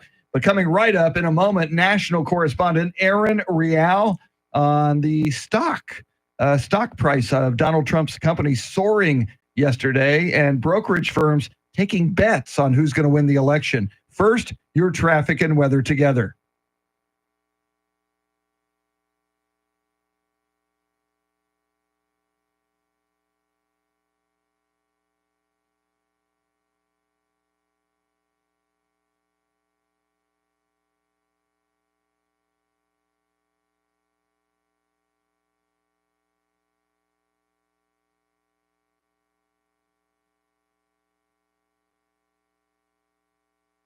Mostly cloudy today. A stray shower, thunderstorm, possible highs in the upper 80s. Tomorrow, cloudy skies early, partly cloudy later in the day. Stray shower, thunderstorm, possible highs in the mid 80s. Then on Friday, cloudy, slight chance of a shower, highs in the low 80s. 75 degrees in New Braunfels, 75 at the Pearl, 73 right here in Stone Oak. WOAI News Time 8:10. San Antonio's first news. We are your election 2024 headquarters. And a big part of our election coverage is national correspondent Aaron Real. Aaron, lots going on in the business world with regard to this election, and Donald Trump's company's stock soared yesterday. Why was that? Yes. So listen, Trump stock, DJT, it actually is tied to his media company, which owns Truth Social, his social media company. This stock itself, though, in terms of how it performs, is fundamentally tied to Trump, the individual, and his perceived wins and losses, as opposed to the underlying fundamentals of Truth Social and Trump media. And boy, oh boy, has it been on a tear this week. It was up 21% Monday. It was up over 224% since the beginning of the month. Wow. And they had to, they had to halt trading on the NASDAQ 5 times for this particular stock, not overall trading, just of this stock. It was triggered by certain volatility and the amount of shares changing hands. So overall, we saw 16 million Trump media shares change hands in the first 10 minutes of the day. Wow. The volume surpassed 134 million. It's the highest since October 21st, when it was a private media company that it merged with this blank check firm. Long story short, this is an indication of where the market thinks Trump is going to be, and that is in the White House. It also spiked after the assassination attempt. Obviously a bad thing, but like long term, he survived it, and it looked very, very strong. So Trump owns nearly 57% of his company on paper. He has more than $5.4 billion in terms of the holdings. But what's so interesting about this is that the company's gains are coinciding with political betting markets. You have Polymarket, you have Kalshi, you have Robinhood. These are all trading platforms that, after a ruling that ruled against the CFTC, it was between Kalshi, which is another trading platform, and the CFTC. It basically said that the CFTC was attempting to halt trading on election outcomes. Not anymore. You can do it. They call it an event-based market, the event being the presidential race. And they facilitate this trading through the derivatives unit of their platforms. And just like any derivatives product, whether it's like an option or a swap, any contract, essentially what it is an agreement between the parties under certain conditions. You have dates, you have values, you have obligations of the parties. It's betting. It's betting in every conceived way. So, Aaron, with money on the line, is there a concern this could erode the public perception of the democratic process? It's a great question. I guess you could make an argument, but at the same time, these are just predictive markets. Different than a poll, in the sense that a poll is just a snapshot in time of how we feel, where a predictive market is just that. Now, at the same time, it doesn't mean it's going to influence. Well, I mean, you could make an argument that it could, but much like, betting on ponies, you might think a certain pony is going to win based on all the things you know about that pony and its racing and everyone's perceived conception of how this will play out. But it doesn't always work that way. And you can if you look at the predictive markets for the midterms, the most recent midterm elections, they were predicting a red wave. It was more like a purple puddle. Mm-hmm. And, so it doesn't always get it right, much like polls don't either. So what are the odds on the candidates? Do we know that? Great question. So the predictive markets right now have Kamala Harris winning the popular vote, but Trump winning the election. Okay. Yeah, wow. Which frankly, I wouldn't be surprised if it pans out that way. It sure could. She is national correspondent Erin Real. Always appreciate her dive behind the numbers and her perspective. Lots of great stuff there. We appreciate your perspective, your talkbacks coming right up. If you don't vote, do you forfeit your right to complain about the direction of this country? We'll get you caught up on headlines, traffic, weather, and more coming right up. WOAI News Time, 8:14. We're back. Woo! Did you get any information on the Joe Pags thing other than what he told you? Just the special show. Special edition on Friday. Chip Roy and Tony Gonzalez. That's it. Yes. All right. Just checking. Yeah.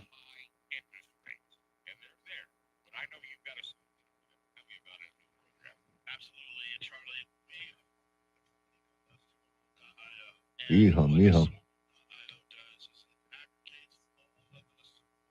Okay.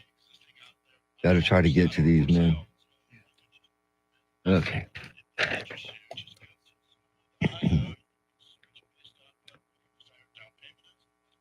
Tony Gonzalez, the Kansas City Chiefs tight end.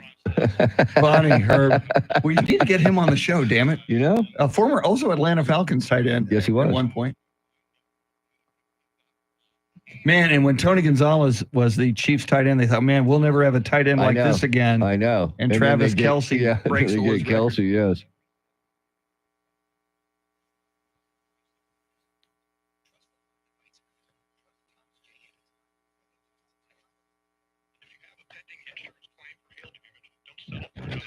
Big Daddy Chris.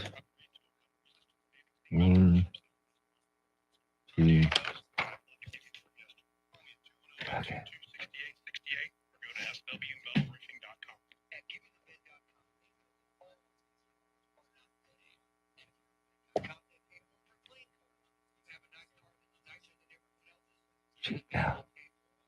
Okay.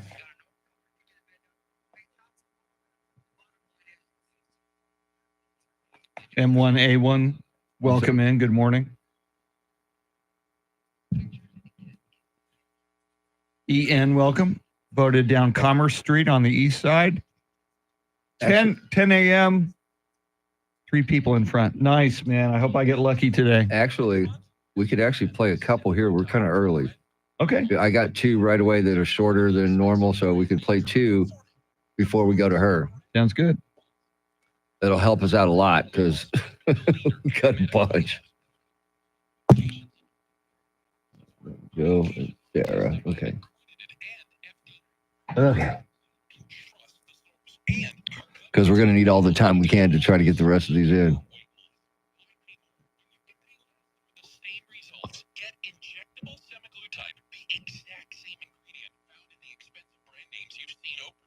Wow, that Trump stock up 224%. That's since earlier in October.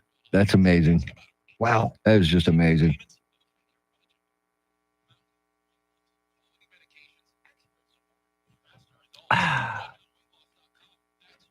Where?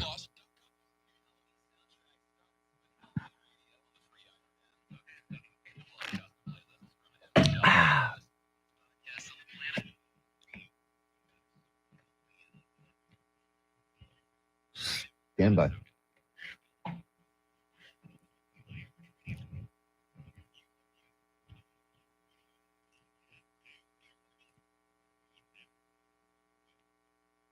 Just ahead of headlines, traffic and weather together. And we've got a lot of your talkbacks coming at you. Do you forfeit the right to complain if you don't vote? In fact, Mr. T, we got a couple right here as well. Yeah, let's go to Joe. Good morning. This is Joe from Spring Branch.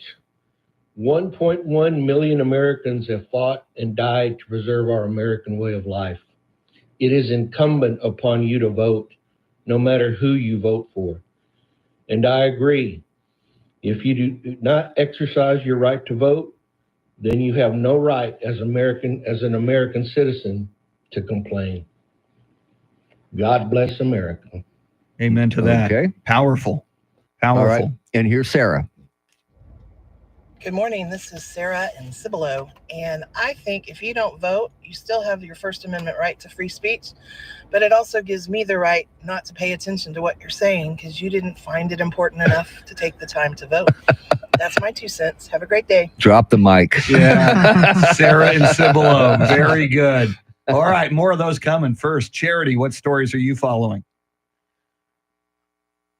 With 6 days to go until the election, Vice President Harris and former President Trump are hitting the swing states. Joe Rogan will interview J.D. Vance today on his Austin-based podcast.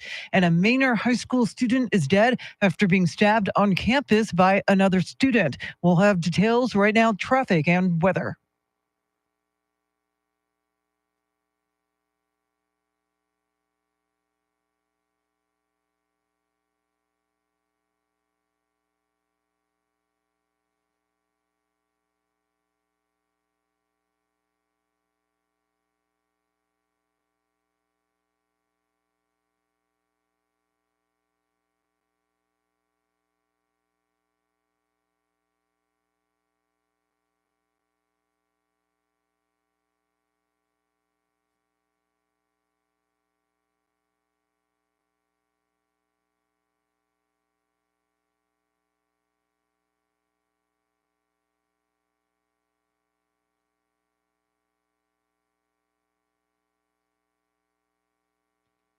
Cloudy skies today, straight shower, thunderstorm, possible highs in the upper 80s. Tomorrow, cloudy skies early, partly cloudy later in the day, straight shower, thunderstorm, possible highs in the mid 80s.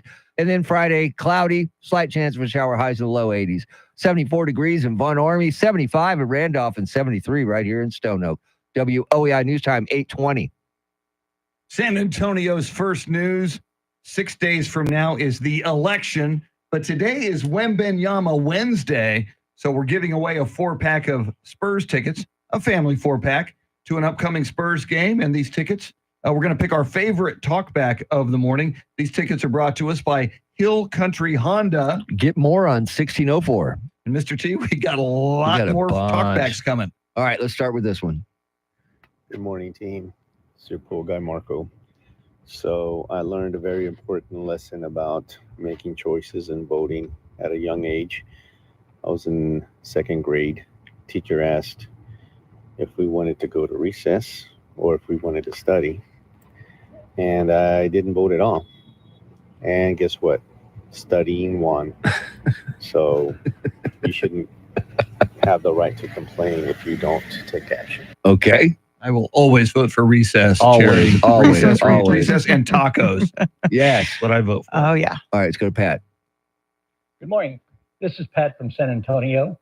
Not voting and forfeiting your right to complain. I kind of like that idea. I wish I could implement it for my wife, because I would keep her from voting all the time. Thank you. Y'all have a great day. Wow. Pat took that somewhere else. Wow. Very funny, Pat. Thank you for that, Pat. All right, let's check in with Mike. Good morning, San Antonio First News team. This is Mike from San Antonio. It was great to meet you all at ApelkaCon last week. On the question, no, you don't forfeit your right to complain if you don't vote. Every citizen in this country has the right to express themselves peacefully. My wife, who is an immigrant, became a citizen last year, voted for the first time in this election, and she complained about me long before she voted. Have a great day. Very good. Good to meet you, Mike, as well, man. Yeah, Thanks. it was very nice to meet you. All right, let's check in with Mo. Good morning, folks. Mo here. I don't agree about the protesting of burning the flag, kneeling for the anthem, or not voting. But as an American, that's your right. I may not agree with it, but that's the beauty of this country. You may not agree with things, but in the end, this is one of the only countries where you can do that and not get executed or face repercussions for not believing. Wow. Wow. Very well put. Yes. But you and I have had this conversation off the air, Mr. T. While you might be able to legally burn the American flag, you might also get your butt kicked. Legally. Yeah, because you're going to anger some people. All right, let's check in with Becky. Good morning, WOAI. This is Becky from Bernie. Just wanted to say about the election and not voting. My dad used to always tell me that if you didn't vote, you didn't have a voice. So to me, it's like walking into a store and complaining about a product that you haven't purchased. Just doesn't make sense. Y'all have a great day. Wow. Great analogy. Very great. Agree. Wow. All right, let's head up to San Marcos. Kim from San Marcos. Concerning blame for non-voters. In an election year, I think we all need to be reminded that the right to vote is a privilege, no matter which way you vote. And of course, there will always be there'll be the blame game, Monday morning quarterbacking, so to speak. But just vote. Just vote. Wow. Man, there's a lot of good ones. Sure are. All right, we got time for another one? Yeah, we do. Good morning to the terrific trio. This is Kevin on the southeast side. Letting everybody know that I did vote this year because I am in my 40s now, and I complain a lot more than I used to. So knowing that I'm going to complain, at least I can stand behind my vote and say that I did it. So please, Spurs tickets, I'll take them for my family. Very nice. He started to give us all his phone number, and I decided not to let him do that. You'll be glad, Kevin, that Yes. Mr. T didn't put your Yes. phone number on All the right, air. one last one in this segment. Here's Chris. Okay, OAI and the gang. Chris in San Antonio. You don't have to vote, but it goes like this. A non-vote is a vote for the person you do not want to win. Think about that. Not voting for the person you want to win. You're voting against that person. Okay. Excellent point, Chris. That is an excellent point. How are we going to whittle all these down to just a few to just select a winner? It's not going to be easy, Charity. I'm just going to be honest with you right now. It's not going to be easy. Very, very rough. All right, Joe Pag's coming up at 8:40. We'll get a preview of the Joe Pag Show. We'll tell you about a special edition of the Joe Pag Show that is coming on Friday as well. Charity has all the stories you need to know about on this Wednesday morning. WOAI News Time, 8:26.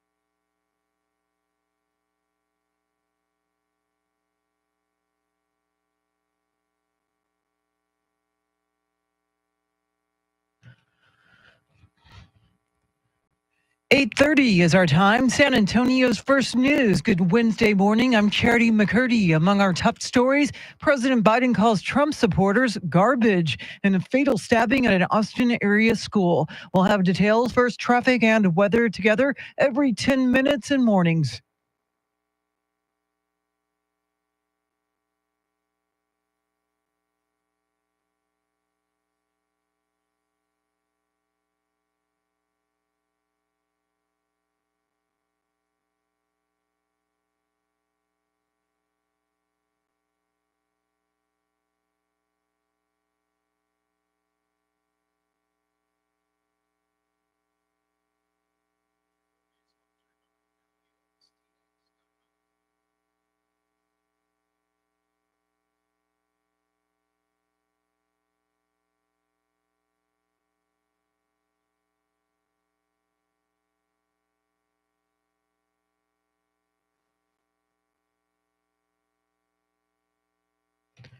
Your weather forecast for this Wednesday: stray shower or storm possible, a high near 90. Tonight's low 73. Right now 75 degrees.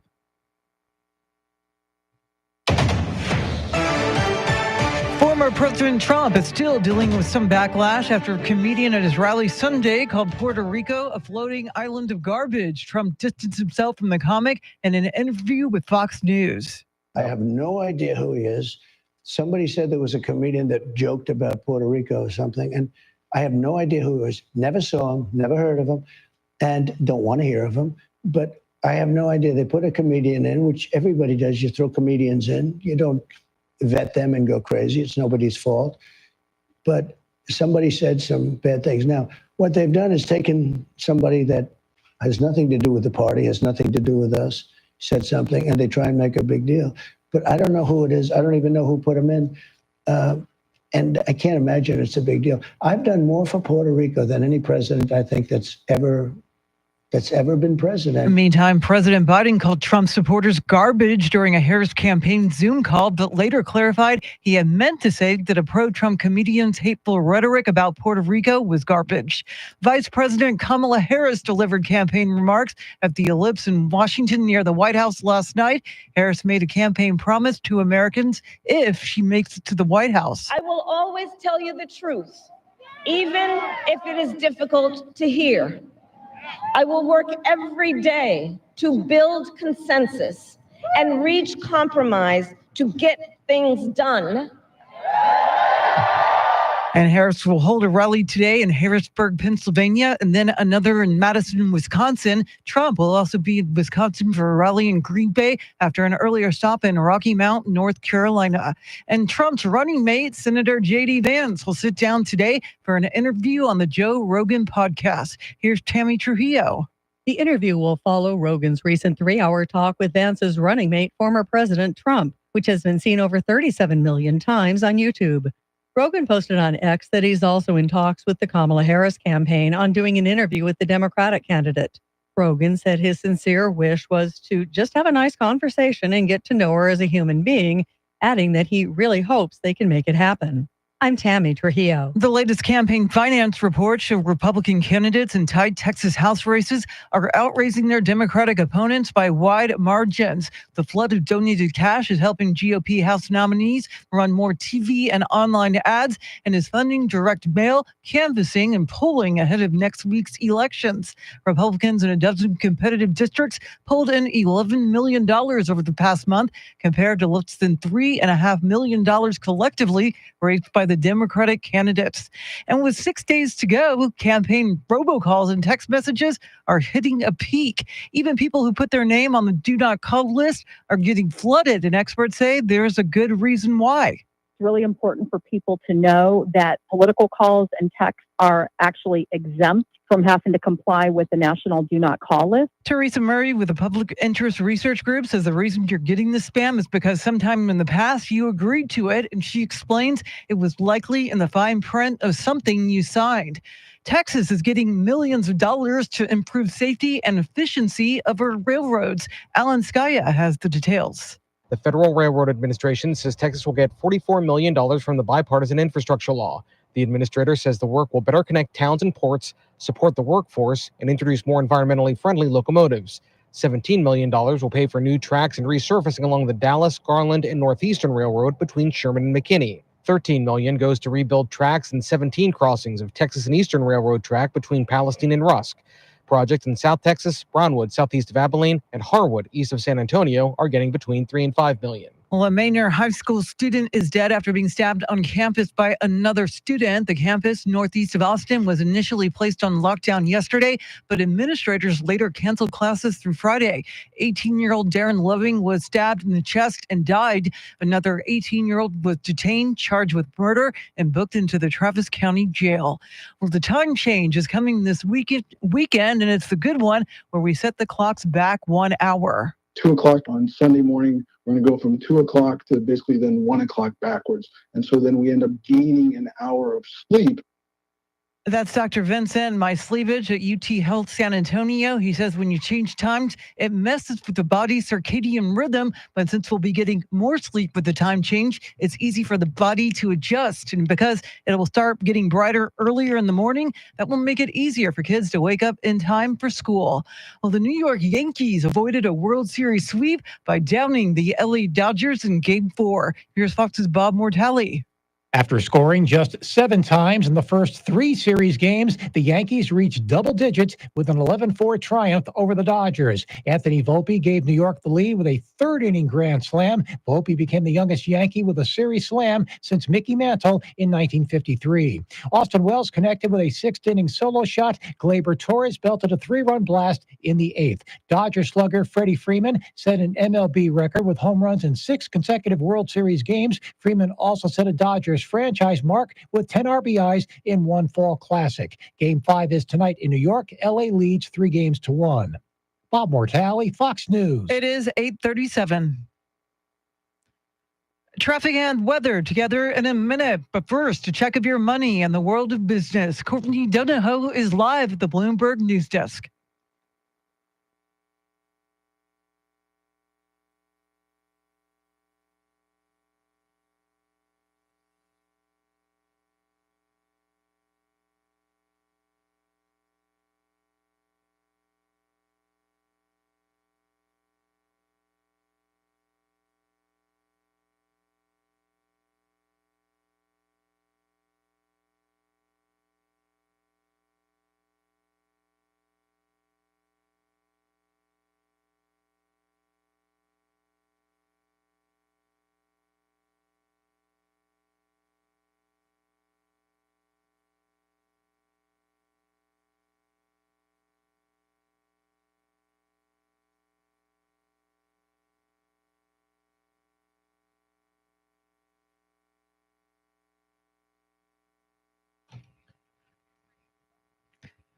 Thanks, Courtney. Remember, your trusted source for timely and in-depth election coverage is WOAI. Count on us to deliver the latest updates on Decision 2024. I'm Charity McCurdy. Here's traffic and weather.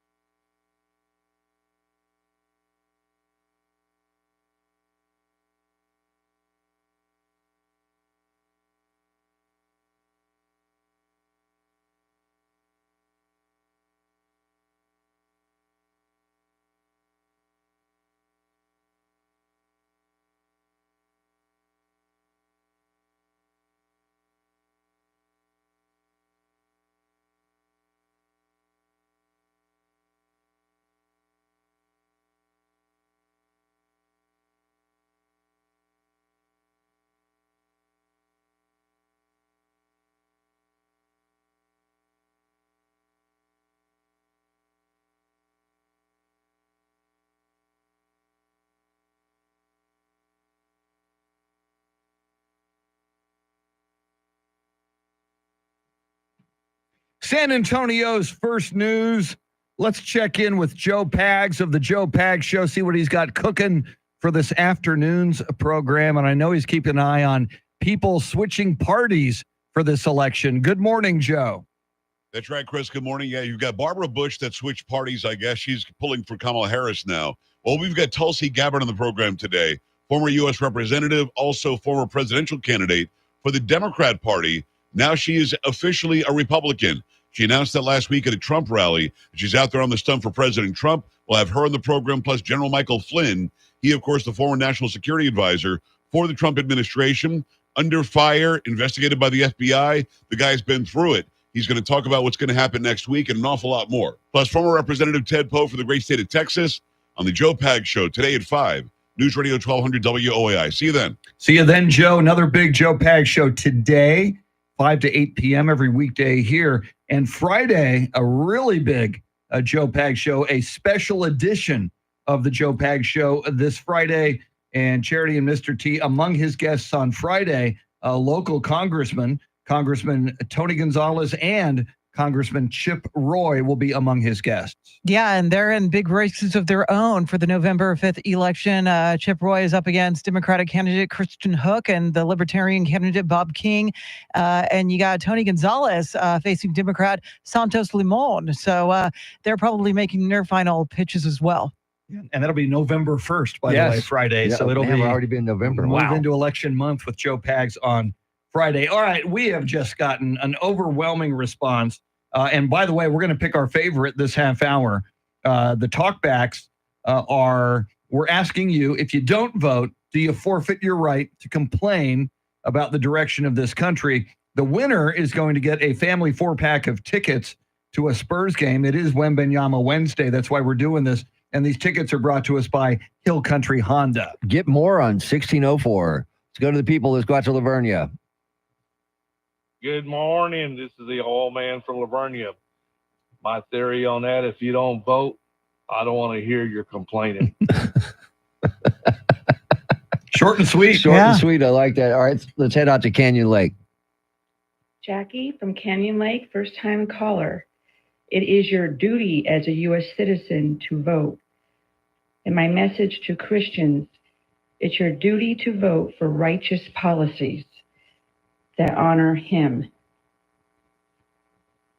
If you don't vote, you can't complain. Okay. There you go, Jackie. Thanks for being a first-time caller. And I hear the ticking clock in the background. Very symbolic. I like that. I like that. Clock is ticking to go early vote. I know that. All right, here's another one. Do you have a right to complain if you don't vote? Yeah, unfortunately, it seems like there's an American right to complain about anything and everything.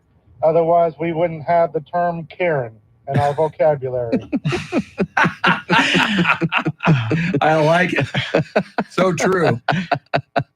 All right, here's another one. This is Marcus. If on the 5th of November you don't make a choice, please, later on, spare us from your voice.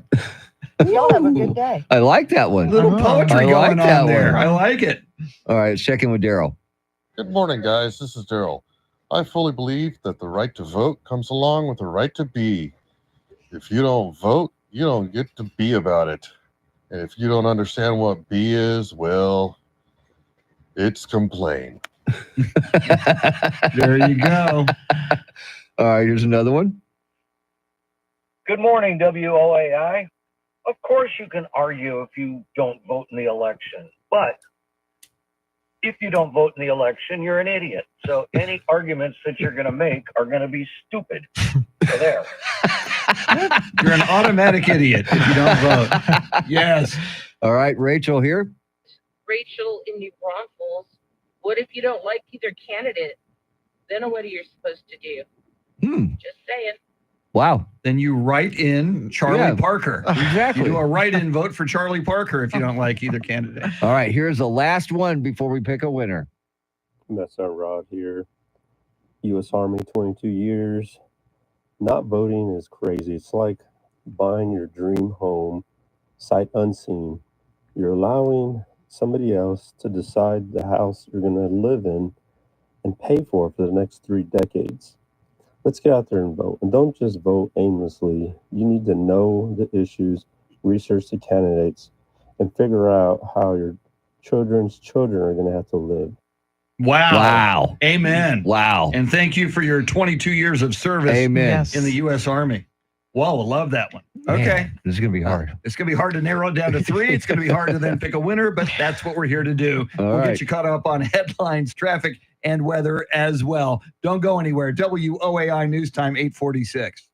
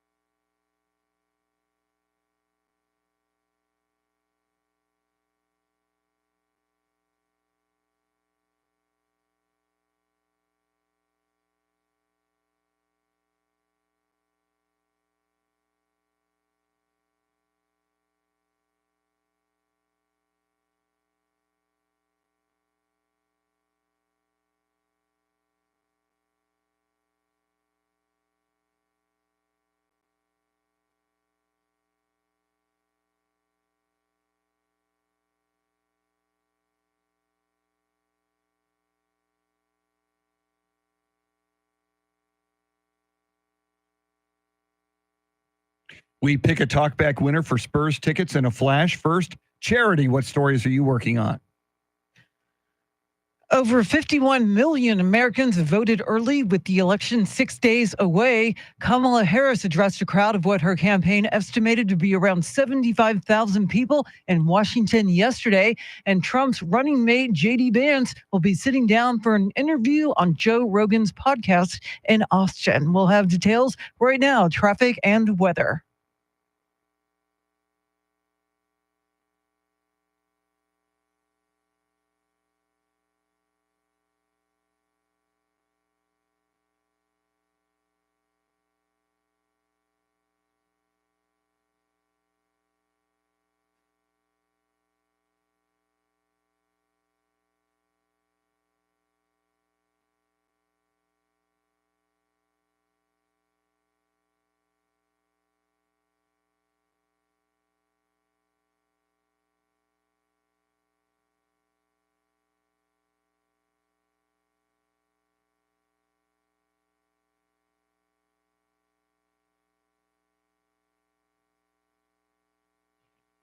Cloudy skies today, stray shower, thunderstorm possible, highs in the upper 80s. Tomorrow, cloudy skies early, partly cloudy later in the day, stray shower, thunderstorm possible, highs in the mid 80s.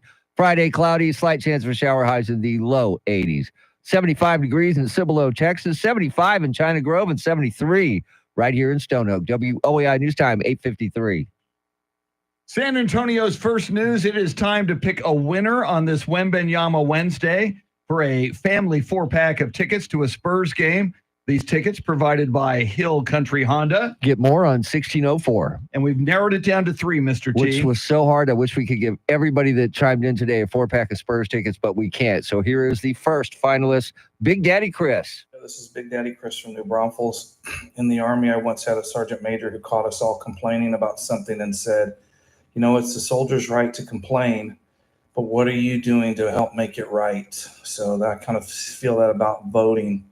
You know, yeah, it's everybody's right to complain, but you have an opportunity to try to make it right, and that's by doing your part in voting. And that's my piece. Have a good day. Boom. Okay. Like it a lot. Drop the mic, walk away. All right. And then there's Sarah. Good morning. This is Sarah in Cibolo. And I think if you don't vote, you still have your First Amendment right to free speech. But it also gives me the right not to pay attention to what you're saying because you didn't find it important enough to take the time to vote. That's my 2 cents. Have a great day. Okay. Excellent. I like that a one. lot. And just for fun, here's Pat. Good morning.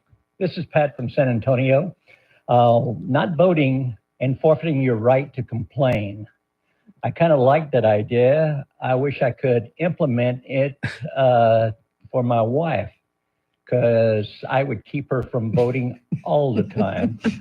Thank you. Y'all have a great day. So funny. Such a funny twist. All right. Charity, an impossible task of picking a winner, but we have to. You can start the bidding. Big Daddy Chris, Sarah, or Pat? Ugh. You know, Big Daddy Chris in New Braunfels, he's a veteran, and, you know, I like the messaging. Seize the opportunity to make it right by making your voice heard at the ballot box. All right, I'm going to make it hard. I'm going to go with Sarah. I like that. Only because no, I'm gonna make it tough and make Zimmel, get ready. You're going Sarah, then I'm gonna go Pat. We Okay. appropriately have a 3-way tie. So the jury And the winner now goes is Andrew Zimmel, our producer, will pick the winner. all right. Big Daddy Chris, All plus he's a right. veteran. You got to love Yes. that as well. Congratulations, by Big the way. Daddy Chris, right. you win the Spurs tickets provided by Hill Country Honda. Get more on 1604. All right. Charity has everything you need to know. We will convene tomorrow at 5 a.m. when we will have 5 days left until the election. Charity, with all the big headlines, stick around for that. Then Glenn Beck. Right now, your Sean Hannity Morning Minute, WOAI News Time, 8:56. All right, everybody have a great day. We will catch you tomorrow. Adios. Peace out. Adios.